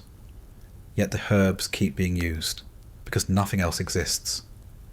You imagine yourself desperate with pain. A healer hands you a cup of wine, cloudy and bitter. You drink it all, not knowing the measure. At first it eases you, loosens your body, softens the ache. Then it sharpens again, twisting worse. You drink more, believing more will help. Soon the room spins, your limbs twitch, your chest tightens. You collapse, and your family gathers, whispering prayers as your breath slows. They think the illness won. They never suspect the cure. The druggist's toolbox is full of such dangers. Every jar is a gamble, every powder a risk. There are no safe dosages, no careful instructions, no testing. Remedies are passed down by memory, altered by accident, mistranslated from Latin, misheard in the market. A word slips, a recipe changes, and suddenly healing becomes poison. But no one notices until it's too late. Death by cure doesn't shock anyone in your world. It is expected. Remedies are sharp-edged tools, never gentle. They cut as often as they mend. Families bury their dead, curse their fate, and go back to the apothecary the next time illness strikes. Fear never outweighs hope. And so you live in a world where every sip, every chew, every smear carries risk. You never know if the remedy will ease your pain or end your life. You swallow anyway, because sickness leaves no room for hesitation. And when people speak of medicine, they don't speak of certainty. They speak of luck. You don't live in a world of clean divisions. Food is medicine, drink is medicine, prayer is medicine, and medicine itself is poison, sometimes in the same sip. Drugs in the Middle Ages are not separate things you buy in neat bottles and swallow with water. They're woven into your body, your soul, your survival. They shape you from the moment you're born until the moment you die, whether you want them or not. From childhood, your body learns the taste of remedies. Honey mixed with herbs is pressed into your mouth when you cough. Bitter teas are forced down your throat when you're feverish. You chew bark, swallow garlic, drink ale before you're old enough to understand what it does. Your stomach twists, your tongue burns, your skin prickles, all side effects of trying to stay alive. You don't know the difference between medicine and punishment. To you, they're the same thing. Your body carries the marks of drugs in ways you don't even notice. Teeth stained from chewing roots. Skin roughened by ointments of vinegar and ash. Stomach hardened from swallowing bitter brews. Muscles dulled by daily cups of ale. Joints soothed by poultices that leave scars. Every cure leaves its print. Every attempt to heal reshapes you, even if it doesn't work. You're not just shaped by illness. You're shaped by the things you consume to fight it. Alcohol seeps into every corner of your life. Ale in the morning, wine at feasts, mead at celebrations. Not just for joy, but for hydration, for medicine, for courage, for pain. Your body is never fully sober, because sobriety itself doesn't exist in your time. Alcohol softens hunger, dulls aches, makes childbirth just bearable enough, gives soldiers the haze to march into death. It weakens you as much as it sustains you. Your liver suffers, your mind clouds, but without it, you wouldn't last a week. Herbs leave deeper marks still. Poppy dulls pain, but slows breath. Belladonna widens pupils, but burns the body. Mandrake drags you into trances that feel like dreams or nightmares. Garlic stings the tongue, rosemary clears the nose, mint cools the stomach. None of them work as cleanly as you hope, but all of them are tried anyway. And over time, your body becomes a battleground of doses, side effects, accidents, and hope. You live longer with them than without them, but never comfortably. The soul is no less marked. Every remedy is tangled with belief. You never swallow a potion without prayer. You never chew bark without muttering a charm. Herbs aren't just plants. They're symbols, tokens of God, or tricks of the devil. A cure that works is holy. A cure that fails is suspicious. You live in constant negotiation between medicine and faith, never sure which one is truly saving you. Visions caused by herbs are taken as miracles or damnation. A monk drinks a brew and sees angels. A woman drinks the same and is accused of witchcraft. The plants themselves don't care, but your soul is judged by them anyway. You learn quickly that medicine isn't private, it's public, moral, dangerous. Every cup you swallow says something about who you are and what you believe. Even love and desire are filtered through drugs. Potions to inflame passion, powders to bring fertility, charms to keep a husband faithful. They bind your soul to hopes as much as your body to risks. You drink not just to change how you feel, but to change how others see you, how the community judges you, how God may or may not bless you. Love becomes a recipe. Fertility becomes a brew. Your very soul feels dependent on what you swallow. You can't separate healing from suspicion. A remedy that works too well marks you as touched by something unnatural. A healer who saves too many lives risks being called a witch. You learn that cures are double-edged, saving one person while condemning the one who mixed them. Your soul feels constantly under trial, not just in church, but in every spoonful of medicine. The body pays the price for the soul's bargains. Overdoses twist your stomach, remedies rot your teeth, ointments blister your skin. Accidents kill more often than they heal.